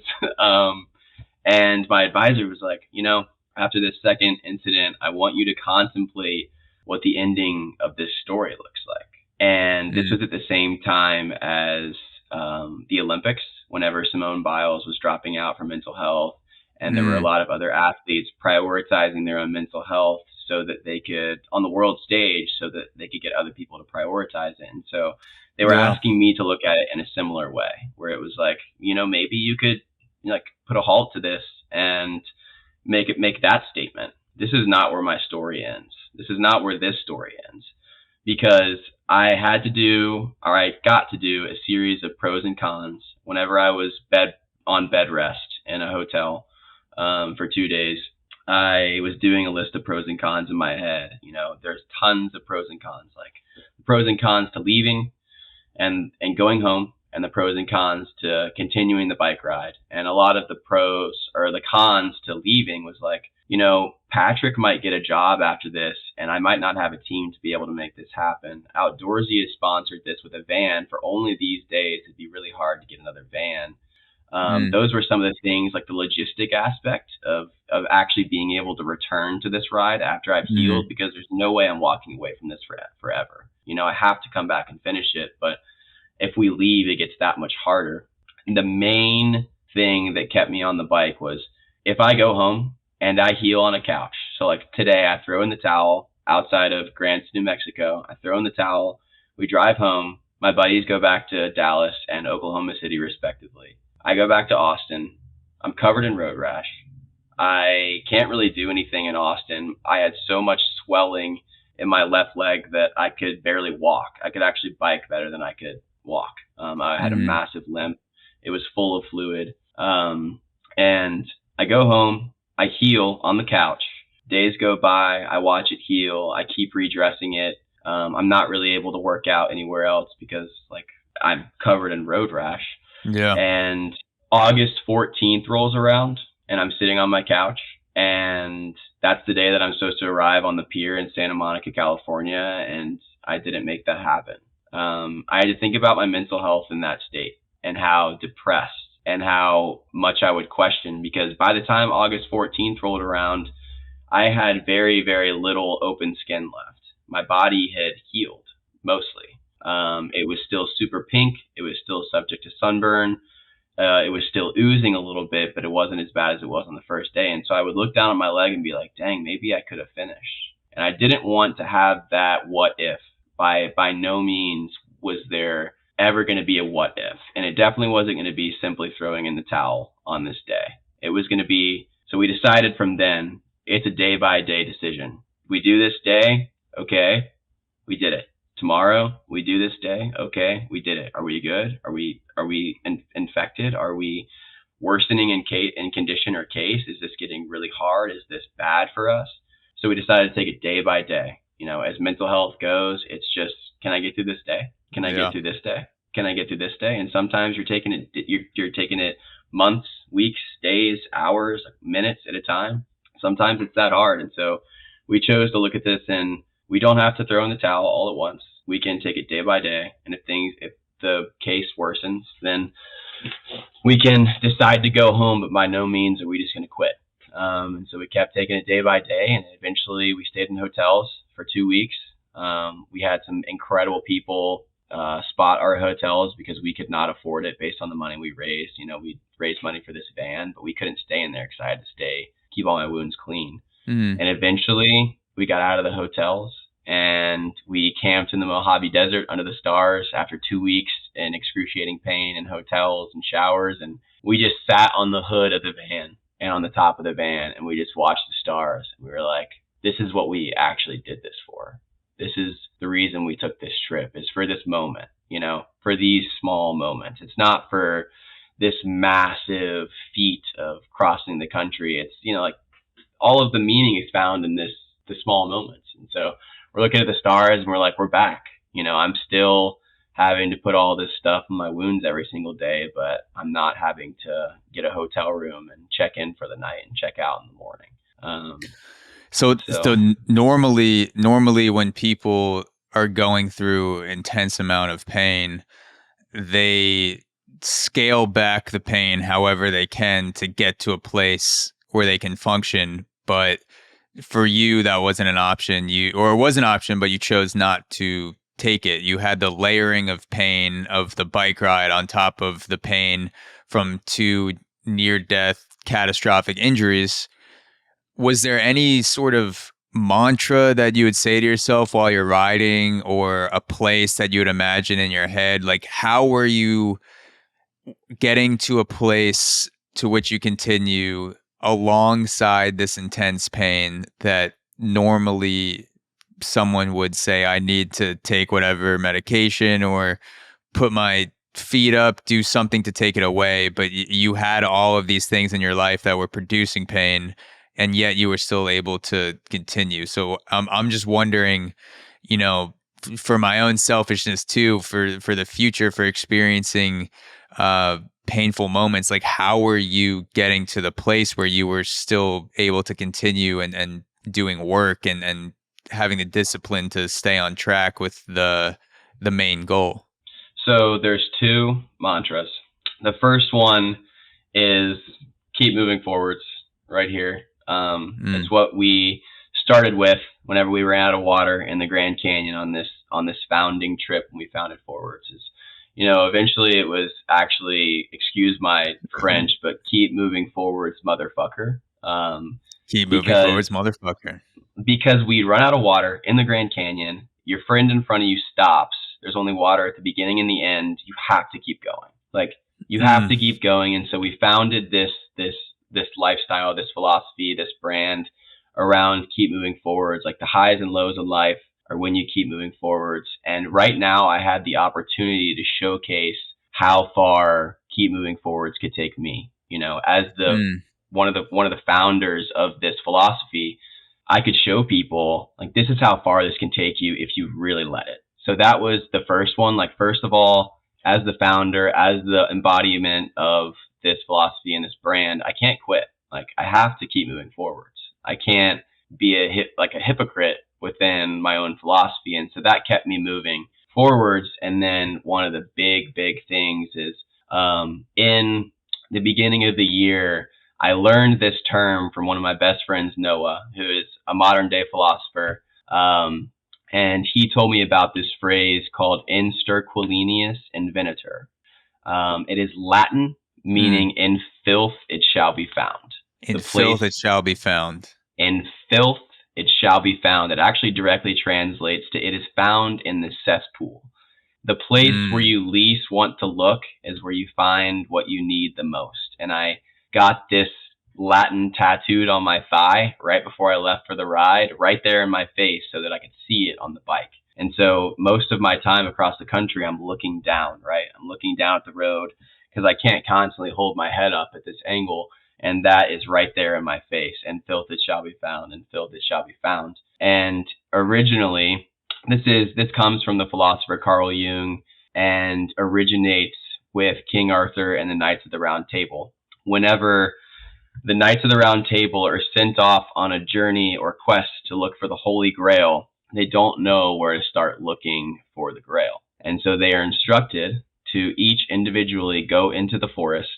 On the path that takes them out of the kingdom into the forest, they are to stop and look around in the forest, and the path within the forest that looks the darkest to them is where they should start looking.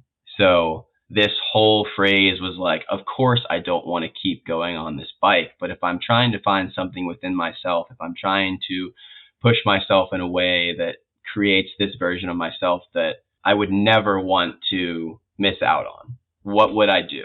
I would probably continue forward on this excruciating bike ride through the Mojave Desert in 118 degrees and ride through the night one night because our van got stuck in the sand for 8 hours that day. I would do this thing that I don't want to do that is uncomfortable because I know that on the other side of discomfort is a level of comfort within yourself that no one can take from you.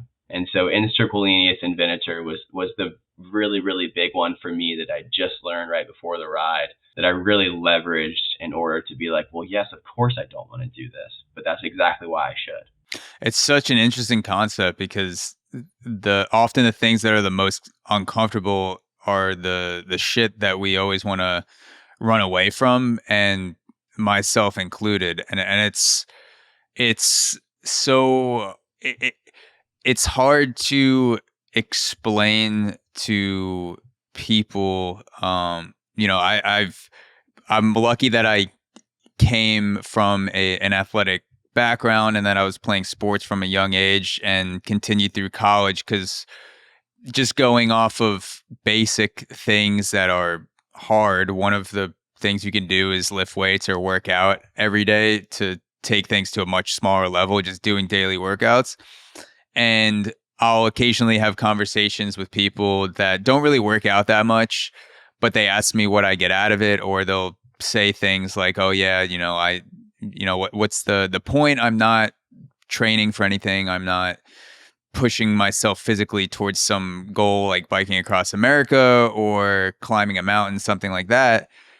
And I know the feeling of starting something hard that sucks for 5 minutes, and then you get into this sort of flow state, and the hard thing becomes this, it's still hard, but it becomes something that seems like it's a pathway opening to a different place where you're doing something that's difficult, but at the same time, it's this thing that you're doing right now, and it becomes somewhat enjoyable in a sick way.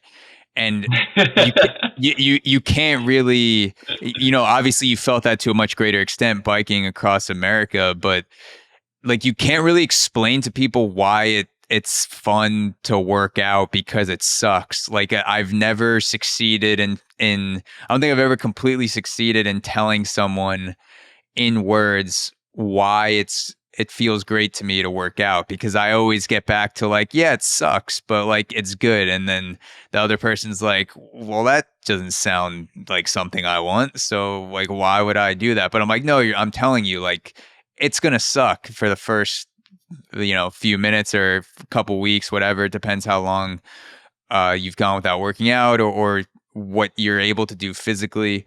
But it's like these places where you're in the filth and you're doing hard things, they are often the place where you find out more about yourself. But at the same time, we all have these limitations where we're like, this is going to suck. I don't want to do it. And then you have to overcome this barrier. And then every time you do it, it becomes a little bit easier, It never totally doesn't suck. But just hearing you talk about this and getting through those sort of injuries, I can't imagine the depth of your well for getting through hard shit, how much you were carving it deeper and deeper during this bike ride to the point where now I'm sure the things that used to seem difficult to you before these injuries and the bike ride overall, now you can go back to that and kind of dig from this well of, well, I basically had half my body scraped off and finished a bike ride. So, I can go for a 30-minute run or something like that, or go through something mentally tough, like having a difficult conversation with someone. You have that deepness that you've built inside of you of doing the hard shit and going through the filth. And that's exactly why it's worth it to go through the pain of working out. Because you have to build that. You have to start digging that well somewhere. That's where you start digging it, is whenever you're like, oh, okay, well, you can see within working out, it's tangible. It sucks. It sucks to get to. The worst part is really getting dressed to go to the gym and then getting in the car, and then you get there and you're like, all right, well, I'm here. So I'm going to start doing this. The first couple exercises, you're like, why am I doing this? And then suddenly it's the end, and you're like, oh, I did it. And then you compound that by a couple days, and then a couple weeks, and then a couple months, and you're like, man, I feel good about myself. Like, I not only look good in the mirror, but I also feel healthy. I feel more nimble, faster, like whatever it might be. I'm able to run for that frisbee whenever I play with my friends at the park. I'm able to play harder, to play better, to enjoy life better. And that's what really gets you in the gym and makes you see that. And so that's whenever you can start looking at other areas of your life, like, oh, well, if I do the thing that I don't want to do, then like, yeah, it sucks right now, but it's going to make everything else easier. Have you ever heard of the 2-minute rule? Remind me. So James Clear writes about it in Atomic Habits, and it's basically the hardest the hardest thing to do is the first 2 minutes of doing a difficult task. So if you could just get through the first 2 minutes, you vastly increase your chances of completing the task. So for working out, it could be just putting on your running shoes and getting changed. And then once you're changed, even though you haven't actually completed the workout, you're much less likely to go sit down on the couch in compression shorts and running sneakers than had you not gotten changed. And I've definitely found that to be true, because I'll think back to that now after reading it and be like, all right, I don't feel like working out today.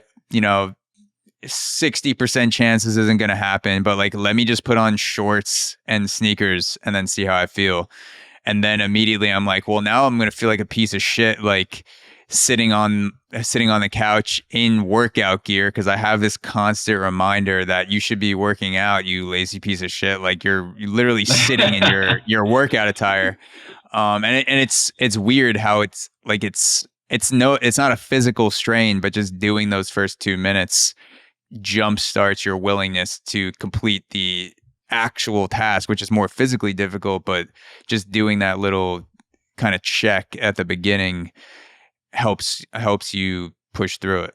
I love that. I love that. My mom used to always tell me as well, 90% of life showing up. I hated it. I hated that growing up as a kid, because you're like, I don't want to go to swim practice. I don't want to go to school. My mom's like, 90% of life showing up. And like that, I started using that briefly in my beginning of my adult life, like probably, 2 years ago, 3 years ago. And it really is true. Like with that thing, that meeting you don't want to go to, that the gym, like just showing up is where all the friction is. And then you can show up, and then you're at that meeting, or you're at that party that you should go to.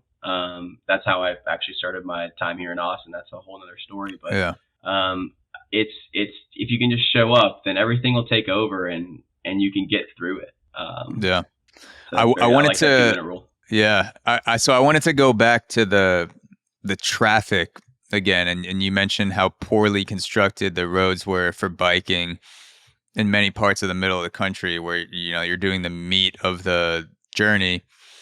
So one of the reasons why I don't bike in New York City is because I've seen multiple bikers get hit, and for every biker that I've seen get hit, I see a dozen more close calls. And I walk and take the subway everywhere like most New Yorkers, but like it doesn't even cross my mind to bike because of how poorly constructed the roads are for biking in the city. Like even bike lanes are so small where it's like the bikes don't have priority. It's just the cars, and it makes it very hard to bike. And I'm sure it's also similar in a lot of other places, Chicago, LA, American cities. And recently, within this past year, I've had the chance to go to the Netherlands because my girlfriend was completing her PhD at University of Maastricht. And the Netherlands is completely different. It's like they built the bike lanes first, and then they built the city around the bike lanes. And the bikers are so much more respected. You have literal lanes to bike in. Like it's not just this 2-inch lane on the side of the road that has a tiny bike in it. Like it's legitimate 2-3 lanes in some places for bikes, and you could see cars just stop even though there's signs anyway. Like if there's even a bike close to crossing, you stop, they cross. It just watching people bike, it seemed like such a more pleasant atmosphere to bike in. And going through what you went through, I can't imagine the anxiety that you mentioned where, every time something passes you, you get a chill down your spine where you're like, oh, fuck, like, is something about to happen again? This is out of my control. If someone is trucking across the country on Adderall that hasn't slept in 72 hours, like, are they gonna just fucking run me over that second? Like, there's a lot of things that are out of your control biking. And it just made me, when you're talking about it, it kind of made me think of the Netherlands and how it would be great if more areas of the country were built to give people access to biking, not just biking, but like walking, scooter, whatever, just something that's not a car. Yeah, absolutely. Within this bike ride, I was reflecting, and I'm like, there's so much room on the side of the highway, like in between here and the fence. What if they just paved a little bike path all the way across the country? I know that that's like not the most economically feasible, financially feasible option for the government or the state government or anything like that, but to offer more people the opportunity, like if you want to see what you're made of, you can do something like this. It's like you could do it tomorrow. I have zero doubt about it, unless you have some sort of major knee issue or hip issue. Like, but cycling is the least impact on your body. Pretty much anyone can do it, and anyone can make the bike across the country if you have the mental well. And you can build that mental well as you go as well. I would recommend starting from east to west if you want to build that over time. Otherwise, you're starting in California and going straight into the mountains out of California. Yeah. Whereas we had about 5 or 6 days of riding before we actually went into the Blue Ridge Mountains, which was like one of the most beautiful areas of the country. But I would love to have a route across the country that gave people the opportunity to feel safe as they're biking. because it's just such a cool opportunity. And if I didn't have to think about my death, I mean, maybe it would have been different. Maybe I wouldn't have gotten as much from it if I hadn't almost died twice. And then a third time, I'm looking in my mirror because I check every single vehicle that's coming up behind me, and a U-Haul is coming up behind me, and I'm like, you are getting close. And then it starts veering onto the shoulder, and so I veer off the road and brake and end up in the ditch. And if I hadn't looked at the U-Haul in my mirror and made the decision to get off the road and almost fall over, it would have totally taken me out. Yeah. And so it's like, that would have been a third time. Like, that would have been surefire. Like, see ya. Like, it was done. And so just not having to deal with that, being able to prioritize bikers. Also, bikers get such a bad rep for some reason everywhere in the US. It's like, oh, you're wasting everyone's time. It's like, why is everyone in such a hurry? Why are you so worried about this biker that's like prioritizing his health or her health and like really getting active and saving energy and doing all this? And you're like, oh, you have to stop at the stop sign too. It's like, yeah, but it takes so much less energy for you to stop at the stop sign and then press your gas pedal to keep going than it does for me to stop a full stop and then start going again on an uphill at a stop sign. Like, can you be more understanding of bikers, please? Can everybody understand bikers better? let me play devil's advocate for a second in defense of people who get unreasonably angry at bikers. As someone coming from New York, I will say that there are two groups of people that cause an intense emotional knee-jerk, uncalled for reaction in my psyche. The first one is a person or a group of people that are biking 10 to 20 miles an hour in a 30 or 40 over lane, but like in traffic. Like, they, in their own minds, they think that they are going as fast as the cars, and there's like a gigantic line of cars behind the bikers. So that is my first pet peeve. Again, maybe uncalled for. And then the second one is a group of old women, because it's always old women, that power walk shoulder to shoulder across a trail, taking up the entire trail, and they refuse to budge. Like, literally, it's like a glacier of cellulite that is moving down a trail that you cannot budge for whatever reason. And maybe I'll do that when I'm older. Like, I'm sure I'll be power walking with my 85-year-old buddies and see people, a line of bikers or joggers, whatever, behind me, and just be like, they can go around. I've been on this earth for 60 years longer than they have. Maybe I'll feel like that when I'm older. I don't know. But as a New Yorker who has gotten reasonably and unreasonably angry at bikers and power walkers, that is my 2 cents. So take it as you will. The common denominator with both those seems like the invasive aspect. It's like whenever there's bikers on the road that are acting like they're cars. Like, I am not a car.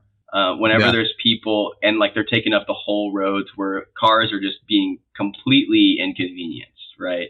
Like, clearly everyone has somewhere to go. If you're in a car, you're going somewhere. So like, I hate whenever bikers are like, I am better than you. Yeah, and like that's what I hate. They have like the I'm better than you energy. Like, some guy who is wearing everything that Lance Armstrong would wear to compete in the Tour de France, and they're going 3 times as slow in the 60-mile-an-hour lane, and I'm just like, oh my god, like, can you please move over just a little bit? Like, maybe I'll give a little love tap from behind or something. But it's yeah. I mean, it would be solved if we had a better lanes for bikes, like a better system for bikes across the country, which would be economically infeasible in the short term, but in the long term, maybe I'm sure a lot more people would bike, and that would save a lot of money and stress and time in other ways. And happier people too. Yeah, 100%. Happier people. So while I was stalking your social media, I came across another excerpt that I wanted to share from a post where you shared a an excerpt from The Art of Impossible by Stephen Kotler. And this is about tribe. So I'll read the excerpt, and then I wanted to get your thoughts on how this mentality may have affected you during your ride. So Stephen Kotler writes, whenever we encounter a difficult situation, the brain makes a basic risk assessment based on the quality and quantity of our close relationships. If you have friends and family around you to help you attack a problem, your potential for actually solving that problem increases significantly. The brain treats the situation as an interesting challenge, not a dangerous threat. The result is dopamine. However, if you have to face that situation alone, your likelihood of success decreases and your anxiety levels increase. Instead of dopamine, you get stress chemicals like cortisol. Since these chemicals can crush performance, if you're interested in the impossible, the basic biology of your nervous system demands you take other people along for the ride. So I wanted to ask you, how has having people along for the ride, literally you had another person along for the ride, and then also met, I'm sure, dozens of other people along the way and had conversations and interactions, like how is that mentality of having a tribe and people around you while you're performing a difficult task helped you in the task itself? While you were reading that, first of all, I'd forgotten that I posted that. And so I'm a good stalker. I got a little bit emotional hearing you reread that, because I don't think I've reread that since the ride. And it's super, super cool because I just had the full realization within my head that, I looked at that accident as a challenge. And the reason that I was able to do so is because I knew I had two friends, like two of my best friends that we all have our own bullshit, and they are able to see through mine and I'm able to see through theirs. And I would not have been able to keep going. I would not have been able to do that ride had I not had those friends be like, I looked at them after the accident. I said, I haven't thought about quitting, right? And they were like, no, I mean, we hadn't even expected you to ever say that you wanted to quit at this point. And Patrick told me the other day, he said, I just want to let you know that he'd remembered this and told me. He said, whenever Davis and I were in the van and you were out there biking and you were in a ton of pain and hard to deal with, we never once contemplated the idea of what happens if we don't finish this. They never once talked about what if Joe can't make it? What if we can't make this ride, finish this ride? And just having other people that believe in you so hard that in one of the hardest, toughest times of your life, you're able to look at that as a challenge, not as a holdback within your journey, was so crucial. I mean, it makes me so grateful, not only that they believed in me, but they also put up with my bullshit and were able to see through that pain and put themselves in my shoes. We definitely got into major tiffs. I ended up yelling at Davis, not because it was his fault, but because I felt so frustrated because I ended up toward the end of the ride, I ended up on I-10, which is like a 8-lane highway. And I was like, no, this is not cool. This is not okay. It's not your fault. We have 1.5 days left. We can't be on I-10. But having those people there to believe in me and in us and that this was possible is the only reason that it was. And that's the book that actually pushed me to make the ride, because it talks about impossible, the word, with a lowercase I and an uppercase I. Uppercase impossible is no one has done this yet. Lowercase I impossible is I haven't done this yet. And so it's looking at the bike across the country as a lowercase I. Yes, it seems impossible for me for whatever reason, because I don't know my limits yet. But have other people done it? So yes, they have. It's lowercase impossible. Therefore, it's not impossible for me. I can make this happen. And with the two of my best friends, and then I can't forget to mention the countless people across the country that I talked to, that we interviewed, that we asked about their story with these cards and with these questions. and they opened up immediately, and they told us, what their dream is. Like, one of the biggest influences on the ride was Dave Blodgett, who was just a random. He owns Lake Graston Outfitters in North Carolina, and it was the day that my chain broke. It was the first thing that happened to us on the ride where I had some kind of difficulty with my bike. I didn't have a flat first. My chain snapped. So I went to a bike shop and met the mechanic at the bike shop. His name was Dave Blodgett, and we connected immediately. And we talked, and he fixed my bike, and he gave me the mirror. Actually, he's like the Q in the 007 movies, like giving you the thing that you need in order, like whenever the moment comes, you're gonna use this. He gave me the mirror that I needed. He was like, "You need a mirror." Yeah, and he's the guy who put the heat-seeking missiles on your bike, just exactly. in case the someone oil attacks. in the back. Exactly. Yeah. And so he gave me the mirror, and he drew the card. What is your dream? And his answer was to do what you're doing. My dream is to grab my bike and ride across the country. And Patrick asked him, he was like, "Well, why aren't you? Why won't you?" And he pointed to his wife and he said, "Her," like as a joke, which was funny. But it was so crucial for him to not only give me those gadgets to help me succeed, but to also offer me the perspective of, what I'm doing it because it sucks, right? I'm doing it to show other people that you can do the sucky thing, but I also need to remember that what I'm doing right now is someone else's dream, and so I should treat it with the respect of doing something that someone else would be jealous of and would want to do.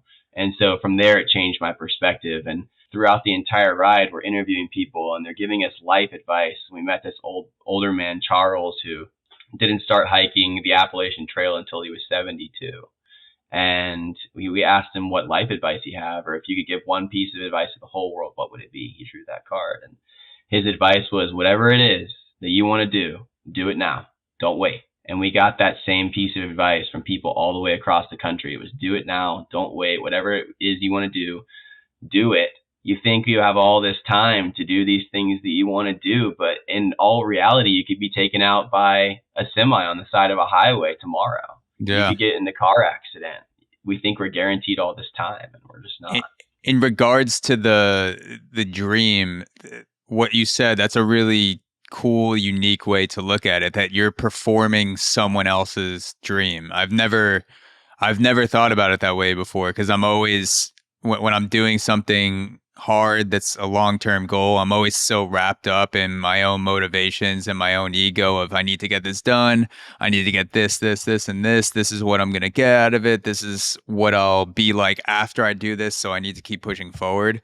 But rarely, I don't know if I've ever thought about like this thing that I'm doing now, whether it's with podcasting or Muay Thai, whatever you're working towards, someone else is also dreaming this. This is on someone else's vision board, whether figuratively or literally. And that demands that you respect the pursuit, because there are other people that are wanting to do this, that have the desire to do this.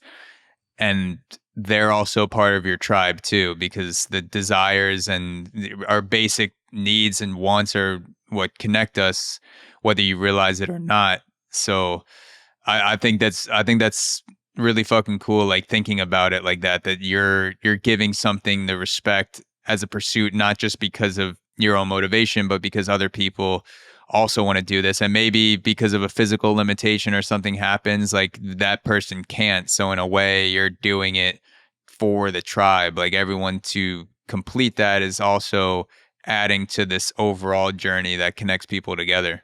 Absolutely. And if you want to bring it all the way back to our conversation about working out and why you'd want to get through working out, like there's people that can't, and they just wish they can. They wish they could. Like there's people that their dream is to go for a run again, right? Who can't use their legs.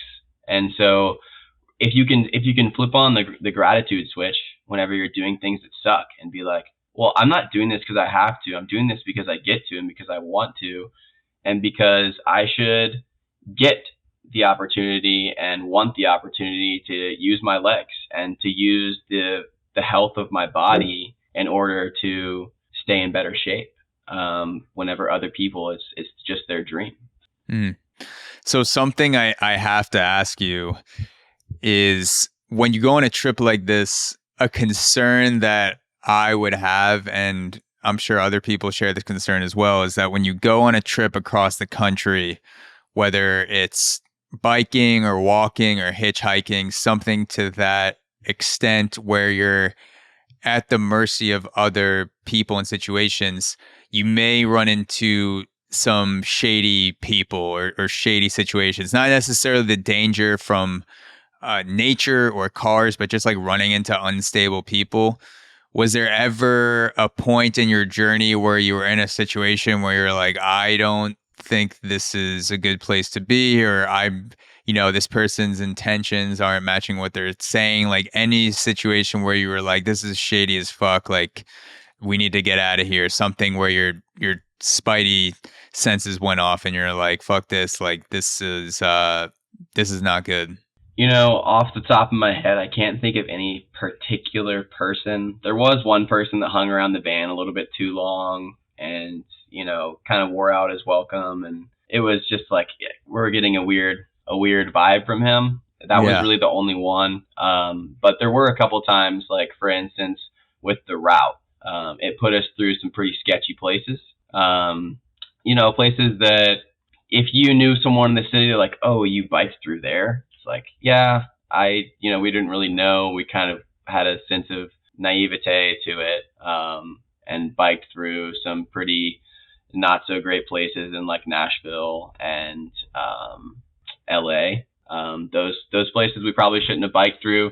But I think we were protected almost divinely in a sense and directed to where for almost the entirety of the ride we felt very safe. We had really great experiences with police officers. They would try and, they were like, you can't sleep here. And we're like, oh. And they're like, but you can go sleep here. Like, let's lead you over there. We had incredible experiences with the firefighters in Oklahoma. We actually got a fire truck escort into Hydro, Oklahoma, which was really, really cool. Wow. Talk about massive imposter syndrome from me.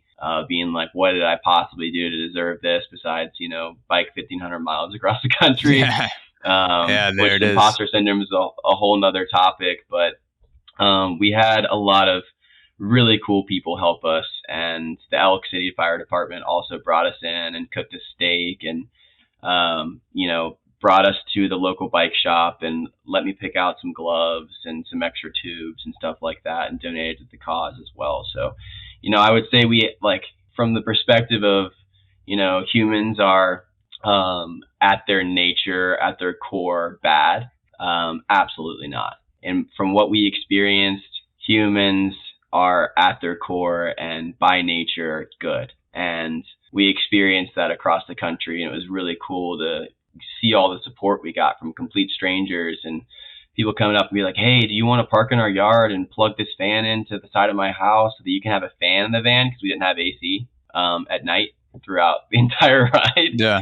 We had to turn the car on, blast full blast AC, and then like get in bed real quick and try and fall asleep before it got hot and we woke up sweating. But it was really cool to see how much people helped all the way across. And I would say, majority of the time there were a couple weird moments, but the majority of it was just so profoundly positive. Yeah, I think anyone who believes that human beings are not generally good at their core just do not travel enough. And I think also the mainstream media does a lot to depict the extreme worst of people. If you're getting your idea of what it's like to travel across the country or travel to different places outside of the country based on what the media is telling to, then you're going to be very pleasantly surprised when you get there. And I think a lot of people, not that there are not dangerous things that happen, of course, like there are people out there who do terrible things, and there are tragic things that happen at the hands of both people and forces of nature. But I suspect that a lot of people's desire to travel and experience things outside of their comfort zone of their geographical location where they've lived for a long time. I suspect a lot of that fire is put out by what the mainstream media, corporate media, makes the world look like, and how divided we are and how terrible things are happening all the time.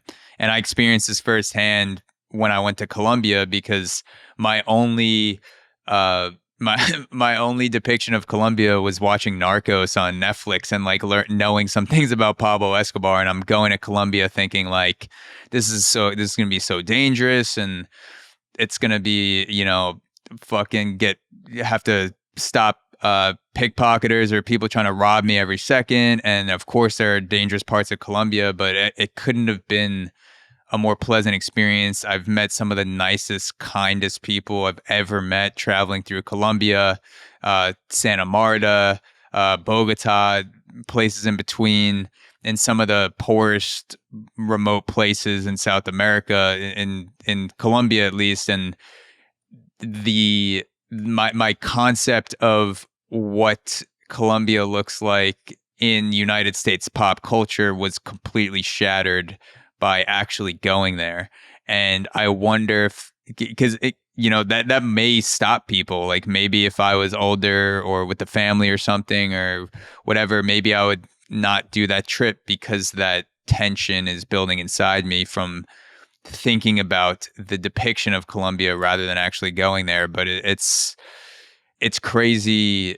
The dichotomy of it is crazy. So I mean, I've experienced similar things where I believe that most people are good at their core from my experience, and it's a shame sometimes how the media depicts people and generalizes in a way that shows just like the negative shit that happens, because it's not only changing people's perspective of the world, but it may actually lead to the point where you're taking actions and doing things that you otherwise wouldn't, had the lens of the media been slightly different or slightly more favorable to a certain area of the world. Absolutely. I mean, you couldn't have said it better. Like traveling, people think the traveling is, also to acknowledge male, the privilege of being a male, and females have a much different experience, which is extremely unfortunate. And I just wish that was not the case. I wish that everyone had the freedom to just, go across the country solo and experience everything. So there are some bad people out there. No. You have to acknowledge evil in order to also acknowledge good. But I just wish that everyone could have the experience of being able to be in all of these new experiences across the world and experience these cultures, and be able to really realize that, at the heart of it, while there is some outlier, that people are genuinely good. Yeah, that's a good point, that women definitely don't experience an equal level and possibility of danger when traveling, whether it's through this country or especially abroad. And when you run into different cultural norms as well, that can make things extremely dangerous for a woman who's traveling solo, or even with a group of people if they get separated. So that's definitely a good point to acknowledge. Absolutely. So I wanted to ask you what the come down was like, because you mentioned at the beginning of the conversation that you experienced a come down that may have been more challenging than the actual bike ride itself. So what is the come down you were referring to, and how did you experience that? Incredible. Do you mind if I use the restroom really quick? Go ahead. I'm going to grab some more water as well. I'll be right back. Power of editing. Perfect. So, yeah, right, because I want to make sure that I'm like fully present for it. Perfect. Yeah. Okay. I'll join Absolutely. you. Well, we are back, and we were talking about the come down that you mentioned at the beginning of the conversation. So, what was that come down, and how did you experience that come down? Walk me through physical, emotional, spiritual. the way that you made it through the come down and what it was actually like. Okay. So essentially putting it into perspective and allowing you to like really feel the end of the ride with me. You ride for 2 months. So think about where you were 2 months ago and you start a bike ride, 69 days. That's how long it took, but 2 months, and you start something, and every single day you're riding between 50 and 90 miles across the country. And then at some point you get massively injured and you have 1,000 miles left. And so every day is like, I want to say we had like 21 days left, something like that, like 13 days, something. And it's like 13, 12, 11, 10, 9 days, 8 days, 7 days. And every day you're like, kind of, get to a certain point where you've been trying not to count down the days to the end. But at this point, you're getting quite excited to see your friends and family. You've spent 2 months away from your girlfriend, your parents, your best friends, your roommates, all those people, and they're all going to be at the end. Not to mention this feeling that you're daydreaming about getting to another ocean. You started on the other side of the continent at the Atlantic Ocean. You came out of the ocean super playful and super excited, but also very nervous. And you've built up this wisdom over time of the ride, and you feel like you've changed as a person as well. And you're just excited to get to the Pacific Ocean, the sister ocean of the Atlantic, and to have that moment with the last 20 feet of continent, And so you have daydreamed and fantasized about this moment getting there and what it's going to be like and the epiphany you're going to have and, what the people are going to feel like and just everything about it. And so you show up in Santa Monica, and I had 5 other people come to ride the last day with me. One of them was a complete stranger, Tanya, who is Caesar. I met him the day before. He rode with me into San Bernardino, and then so he came for the last day. And then Tanya, who rode with me in Tennessee, also came to ride with me at the end. And then one of my mentors, Shay, and then Maggie and Morgan joined for the last like 2 or 3 miles down the beach on bike cruisers. So it was really cool. And then so you're riding down the beach, and you haven't seen this Ferris wheel, this iconic Ferris wheel pier, in a couple years. I believe since I was on that pier speaking about the moment from earlier in the podcast. And you're just like, what is going on? This is so surreal. And you show up, and there's all these people there, and they're all like clapping and screaming your name, and suddenly you're overwhelmed. You didn't plan to feel this way. You hadn't thought that you'd be spending 2 months alone in your head, right? You spend all day on the bike alone in your head. You have Patrick, but there's a lot of silent communication there. And so you've essentially spent the whole summer with one person. And now there's 20 plus people there waiting for you, asking you all these questions. And you're overwhelmed, and you're like, wow, you're very surprised by that emotion, first of all. And then everyone walks to the ocean, and I love Davis's mom, Mama J, that's what I call her. She brought champagne bottles, thinking we would want to pop them. And they were like, here's this champagne bottle, like go in the ocean and pop it. And I'm like, that's not what this moment looked like for me. It doesn't involve champagne bottles, but y'all are welcome to if you'd like. But like that's not what this moment looked like. So I'm attached to the story, right?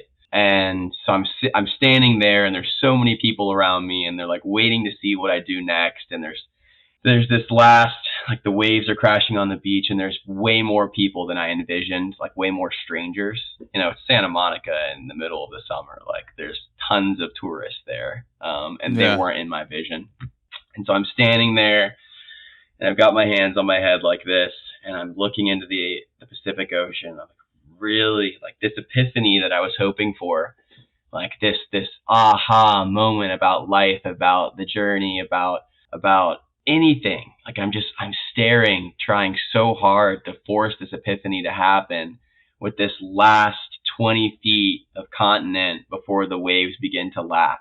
And just like really trying to take this moment in. And I briefly hear one of my friends behind me go to one of my other friends, well, this is anticlimactic. And I'm like, it is. I guess it is. I guess this is anticlimactic, because this isn't the climax. Yeah. This is not the climax, but I'm like trying to have this moment. Yeah, it's like, shut the hell up, dude. Stop ruining this for me. Everybody stop. Like, this is like such a profound moment. Like, let me take this in. Like, what did you expect, But also, like, have some grace with other people. Like, of course they expected. They've been waiting for this moment. They've been cheering me on all summer. So, like, I don't hold it against them. Like, it's totally fair. So I'm looking into the ocean. I'm like really trying to have this moment. And it doesn't come. And then Patrick looks at me and he's like, dude, like, come on. And I'm like, you're right. And so he just sprints and I sprint with him. And then Davis follows me and the whole group sprints in and we like run as far as we can into the ocean and then fall in. And like, everyone's like splashing each other. And my roommate and friend, like one of my best friends, comes over and tackles me into the ocean. It's just like this cool moment. And we got to spend the next 2 days in California just like looking at the Pacific Ocean, not really like interacting with it a whole lot. And then we drove home and I was like, I needed more time. I needed more time with the end. I needed more time with the destination, with like the Pacific Ocean to be able to enjoy it. Cause it really felt like it was almost transactional. Like, okay, we did it. See ya. And now we're going back and we're turning the van in and it's straight back to routine of like normal life. And you wish you had more time to just like sit in it and take it in at the end. If you were to do it again, bask in it, like allow yourself a week to like come down, to allow everything to settle in. Like we got there and immediately turned around in the journey and like it was over and we turned the van in and I went to work. I got back on Thursday, turned the van on Friday and started working on Monday. It was such a quick turnaround. It was a massive culture shock. And then first of all, I got this job because I knew I needed something to do. Like I needed something else to show up for other than myself. Cause I've been working freelance for the past like 2.5, 3 years and working for myself. And I couldn't spend all that time in my head after spending all that time in my head all summer. And so I got this job at the Ocean Lab, which is incredible. It's a place in Austin with float cabins, cold exposure, and infrared saunas. Wow. And that turned out to be crucial to my processing of the entire experience. But I started work and then I come back to a relationship as well. And I'm expected to show up as the exact same person that I was whenever I left. Prioritizing the relationship and not really thinking about, all this processing that I have to do. And then also I spent the whole summer in survival mode of, thinking about shelter, food, and water, like I said, like the basic fundamental survival things. And now I'm back to, all right, answer your emails, answer your text messages, start editing this documentary, go to the gym, eat right, cook, do all these things that, you know how to do and you would never forget how to do, but going straight from one extreme to another was just like, it was crazy. And so I kind of stooped into this partial depression where I had a lack of clarity. Every day for the ride, it was like, there was a very distinct goal. It was like, we finished the bike ride for the day. That's our daily goal. And our overall goal is to get to Santa Monica on August 14th. And you have this goal constantly in the back of your head. And it's very easy to just be like, okay, yes, that's the goal. But now it's like, I'm doing all of these things. I'm editing this documentary. Like, what am I supposed to do here? I'm working. I'm in a relationship. I'm supposed to keep up with my friends. And now there's no clear sense of purpose. And so I had to really work to find that. And I think that's a daily thing that I'm still doing, as we speak right now. But the big thing being that like my mental health was suffering and I expected to have that aha moment. And it was really kind of eerie to not have an epiphany. For whatever reason, I wanted that epiphany and I didn't get it. And I didn't get it. I didn't get it on the last day. I didn't get it a week later. I began reflecting, and I was squeegeeing floors at the ocean lab, cleaning cabins and folding towels, and I still didn't get it. And eventually I got it. And that was whenever my healing journey really began. And it was the epiphany about not having an epiphany.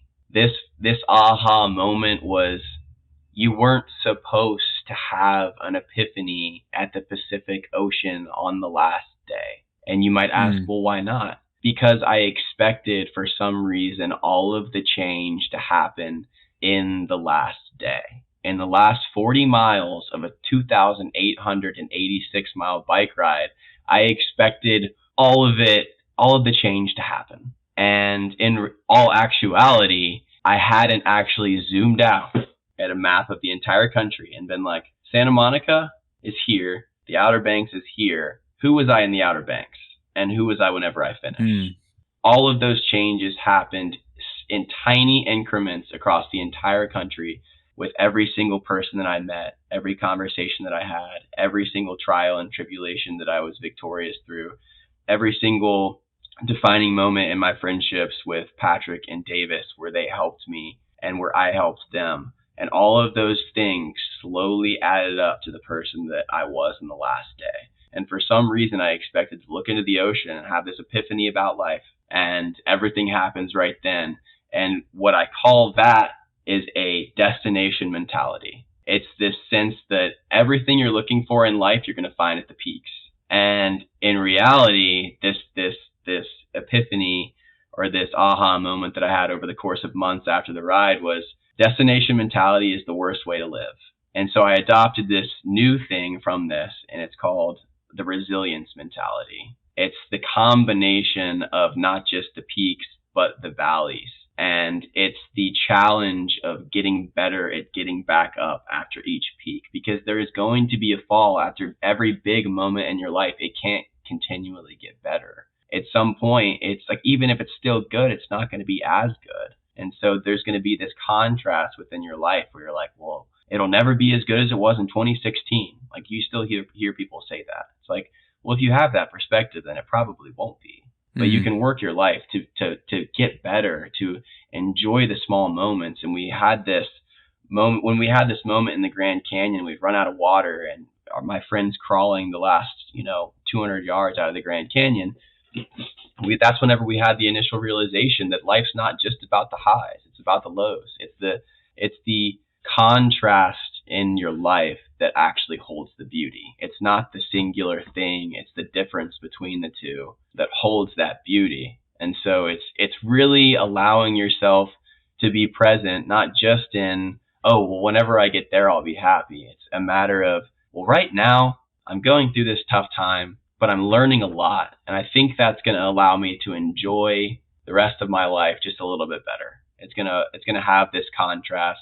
Losing my uncle is a low. Losing my uncle to cancer and my dad's only brother is a low.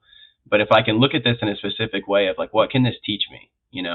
Is this going to allow me to look at death a little bit differently? Is this going to allow me to look at the current relationships I have with a little more gratitude of like, I could lose this at any point? Is this going to change the relationship that I have with my dad and make us closer? And it has. Like, I can look at these lows as an opportunity to grow through them, so that next high is like, I can stay there and I can truly appreciate it. And so it's this journey of life that I had this realization about, and the way that I approach it. And everything's not always going to be sunshine and rainbows, and I don't want it to be. How long after the bike ride and what were you doing when you had the epiphany of no epiphany? I was floating. I was, I don't know if you're familiar with floating. Yeah, I wouldn't say it was in the tank that I was like, boom, there's the epiphany, but I had been floating a lot. And alongside that, I had just started consistently cold plunging, like cold exposure. So 40-degree water for 3+ minutes, at a time, multiple times a week, stacking that on top of itself. which has been proven to increase your baseline dopamine levels. And so if you can increase your dopamine levels, it increases your motivation, it increases your discipline, all of that good stuff too. And so it was getting everything firing again. And I was able to think creatively in a space that was like, I'm here to process something. It is something that requires processing. It was a massive thing that we decided to undertake. And some crazy stuff happened out there on the road, and it was a really cool story that we got to tell. And now we're just back in society. So it's going to take some time to implement this, and I should give myself at least the grace, to, not expect so much of myself for at least as long as I was gone. So if 69 days we were gone, give myself 69 days before I start really being like, okay, well, maybe I should go to the gym today. Maybe even though I don't want to, maybe I should, because I would go to the gym and I'd be like, I'm going to be back in this routine. And then it would be like the next week I have no motivation at all. And so I was burning myself out. I had such a short fuse. And so I slowly started learning that and building it again. That's such a beautiful and useful insight, because there's so many times in my own life where I feel the power of the moment slipping away because I'm thinking about the way that I should feel, or the story that I told myself what needs to be the overarching emotion of this moment. And when I don't feel it, all I think about is, well, why am I not feeling it? Why am I not crying when I should be crying? Why am I not smiling and happy? And why is this not the thing that I thought this was going to be, this overwhelming sense of whatever you expected? And a lot of times it does not happen. And in that case, it sounds like the epiphany of no epiphany, whatever you want to call it, is more fulfilling than what you were expecting to feel at the end, because you can tap into the epiphany of no epiphany at any moment, like just being like the reason is this right now, rather than if you felt a certain way after a 3,000-mile bike ride and you want to feel that way again, you need that sort of physical exertion to tap into it. But it sounds like what you experienced eventually is actually better than what you initially expected to experience. And that's the biggest takeaway, is like, you have this expectation. We all have these expectations. And if we would just allow ourselves to not have expectations, normally we're pleasantly surprised. Normally it's better than what we could imagine.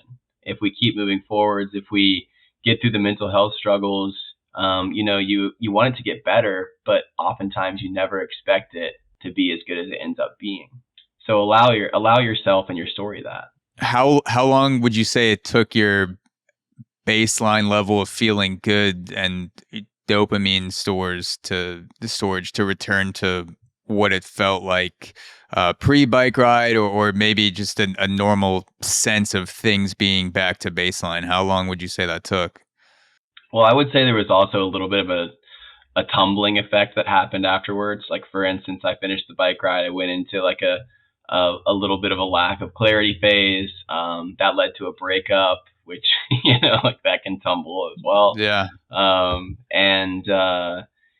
It took a couple months of like just thinking and really having to show up for myself, show up in the gym, as much as I can until I can't. And then, get in the cold plunge, and do that. But I would say finally in December, Patrick and I told ourselves that we were going to go surfing as a reward for this bike ride. I bought this surf package for 50% off at this place called Mazada Anti-Resort in El Salvador like 2 years ago, and like hadn't used it. And so we scheduled it for afterwards, and we ended up going midway through December.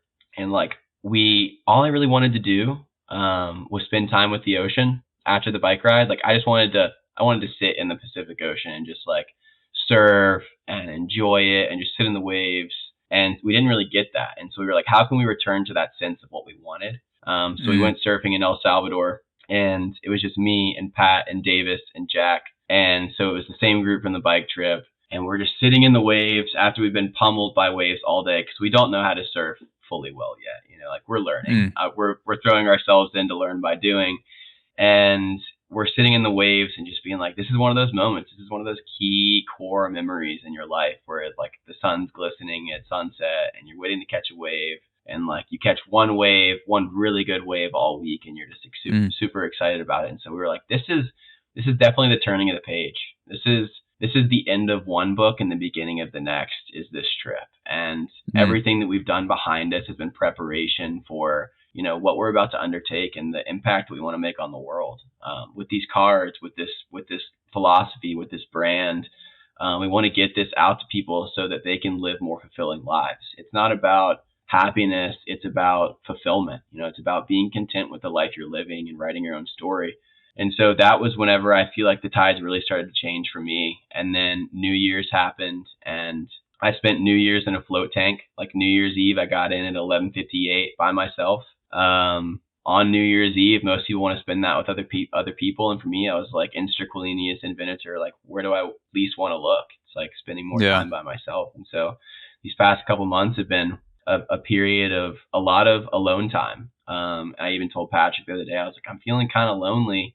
But I know this is a period of my life where I'm going through a pretty big change, and we're working really, really hard to get this message out to the world so that other people can benefit from it. And, while every day isn't happy, you can't expect things to always be happy, but every day is always fulfilling. And I have this sense of clarity and direction right now that I didn't have after the ride that's super, super important and crucial to, my life and living it. So I would say that after the surf trip was whenever everything really started to change. And then New Year's, whenever the new year rolled around, everything really started to there's something intensely savage about spending New Year's, one of the most intense party times around the world, in the silence and stillness of a float tank. I'm just thinking about everyone popping bottles around you. Like, I love fucking New Year's party. I love getting after it and celebrating with friends. But there's also, I'm just imagining being inside a float tank and the entire world is partying around you, and you're just kind of sitting there at peace and being like, yeah, this is my New Year's. This is it. Let me paint that picture a little bit more for you as well. Yeah. So I'm getting in at 11:58, right? I'm really hurrying because I want to get in before New Year's and then get out after New Year's, right? So I'm hurrying to get in. It's 11:58, and I can hear fireworks going off because it's close to downtown, close to UT campus in Austin. And I can hear fireworks going off, and so I'm like, I got to get in. And so I get in, and then right before New Year's starts, I didn't float in silence. I floated to the Ben Bomer Cappadocia set, which is a circle set in a hot air balloon above Cappadocia, Turkey. And it's my favorite set of all time. I've literally listened to it every single day in its entirety since the new year. Wow. I play it every single day at work, every single day, maybe multiple times a day. It's how I start my day. It's how I channel that feeling of getting into the float tank on New Year's Day. It's how I start my power hour work in the morning, because there's no lyrics to it. It makes me feel super motivated after that experience. And so that's what I listened to. And then I came out and I felt like a new person. I needed to channel that, symbolic energy of like the death or rebirth to like really start this new chapter. What is the name of the artist again? I'm going to check it out. I'm always looking for a new playlist for Focus. It's Ben Bomer, Bohmer. Yes. And he's my favorite artist. I found it right after the surf trip, and then I started listening to it all the time. And then I found out that he was on the float cabins. He was on the soundtrack list. And after I'd already started obsessing over the set, and then I was like, I'm feeling called to spend New Year's in this float cabin for whatever reason. And then I looked at the soundtracks and I found this, and I was like, that's the sign. Like, I'm supposed to start with my favorite music by myself, because I, would normally have gone to a party with a ton of people I didn't know, and, tried to grab some girl for New Year's at 12 o'clock, Yeah. have a New Year's kiss so I don't feel alone in my head. But I'm like, how can I actually just be comfortable with it? How can I embrace this time in my life? And so I started it with Ben Bomer. Yeah. And for people that aren't familiar with Circle, CERCLE, it is an incredible channel that features performance from electronic artists all over the world in these iconic architectural and natural landmarks. Like I subscribe to the channel during or subscribe to the email list of Circle during quarantine because I immediately knew once I saw the first Circle set that I needed to go to a live performance. And I know they announce it soon before, and then you can buy tickets, and it's literally all over the globe. Like they do it in deserts, they do it in churches, they do it on salt pillars. Like it's one of the coolest things, probably the coolest live music performance. And calling a performance is underwhelming. Like you have to definitely go check out the channel. Like I can't imagine being at one of these in person. And that's one of the really cool things that arose from quarantine as well, because they were like, oh, we can't have live music. We have to do live performances. We have to do ones that are going to keep people entertained. And so they're doing it on like the Great Pyramids of Egypt, or in a hot air balloon in Turkey, or on Grand Lake in Colorado on a pontoon boat for Lane 8. Yeah. Really, really cool. Yeah. Well, thank you. Thank you so much, Joe, for coming on the podcast. This has been an absolute fucking blast. And before you go, I wanted to give you a chance to plug everything where people can go check out your Instagram, Fourwards Movement website, upcoming documentary, anything where people can follow along for the journey. Okay. So essentially, we just started selling these cards. These cards, it's a normal deck of playing cards, 54 cards, 4 suits, 2 jokers, and you can play any card game you have ever learned with these. It's just a different suit, and they're $28 online. You can get a discount if you give us your email, so you can hop on our email list. $28 sounds like a lot of money for a deck of cards, and I promise you that is, if it's just a deck of cards, but also contained within these 54 pieces of paper is your entire life story, from your childhood to your adolescence to the current moment, all the way through what you want the ending of your story to look like. So as far as investing in your life story and learning the life story of not just yourself, but your friends, your family, your lover, and even strangers, I promise it's an investment that we are super glad we made, and that's why we want to get it out to the whole world. So fourwardsmovement.com, FOURWARDS, is where you can find these cards. We would love for you to share them with the world as well. And then with the documentary, the name of the documentary. Hello, check. I can hear you now. Oh yeah, lost you there for a sec. The documentary, everything about the cards was picked up. There's the documentary cut out. So with the documentary, the name of the documentary is going to be called Into the Wind. A little play on words with Into the Wild. And the reason it's Into the Wind is because we were constantly riding into the wind all the way across the country, something we didn't know or mean to do. But it turned out working in our benefit, as mental health also feels like riding into the wind. So whenever we release that here in the next, my goal is to have it edited before we leave for our next trip in August and sent off to a production team. I really want to make this massively available to everyone. So having it on some sort of viewing platform like Netflix or Amazon or any of those. So if you are involved with any of those companies and you want to help us make that connection, please do not hesitate to reach out to me. My Instagram is JoeLindley16. And we are also going to start some episodes on my YouTube channel, which is also JoeLindley16, as well as Fourwards as well. So follow me to keep up with the journey. Thank you so much for having me on here, Zach. This has been the best podcast. You have been such an incredible producer for this and asking all the right questions. So I thank you for, bringing all this magic out. It's been such a cool experience to talk to you.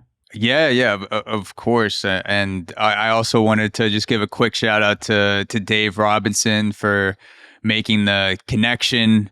And I know that we will inevitably cross paths in person. And, you know, again, Dave, thank you for showing me Joe digitally, and we got to link up for this awesome remote podcast platform. And so looking forward to meeting you in person when we do cross paths. And again, everything that Joe talked about will be linked in the podcast description, wherever you're listening to this, watching this. Definitely go fucking check it out. Not only incredible story and product, but you're also supporting an independent creator like Joe, who is making this his life's mission. So it's always I like to always put my time, energy, and money towards the people that are actually making shit and doing shit. So this is definitely an opportunity to do that for people listening. And Netflix, hit up Joe. Amazon, hit up Joe. Fucking get after it. Can't wait to see this documentary.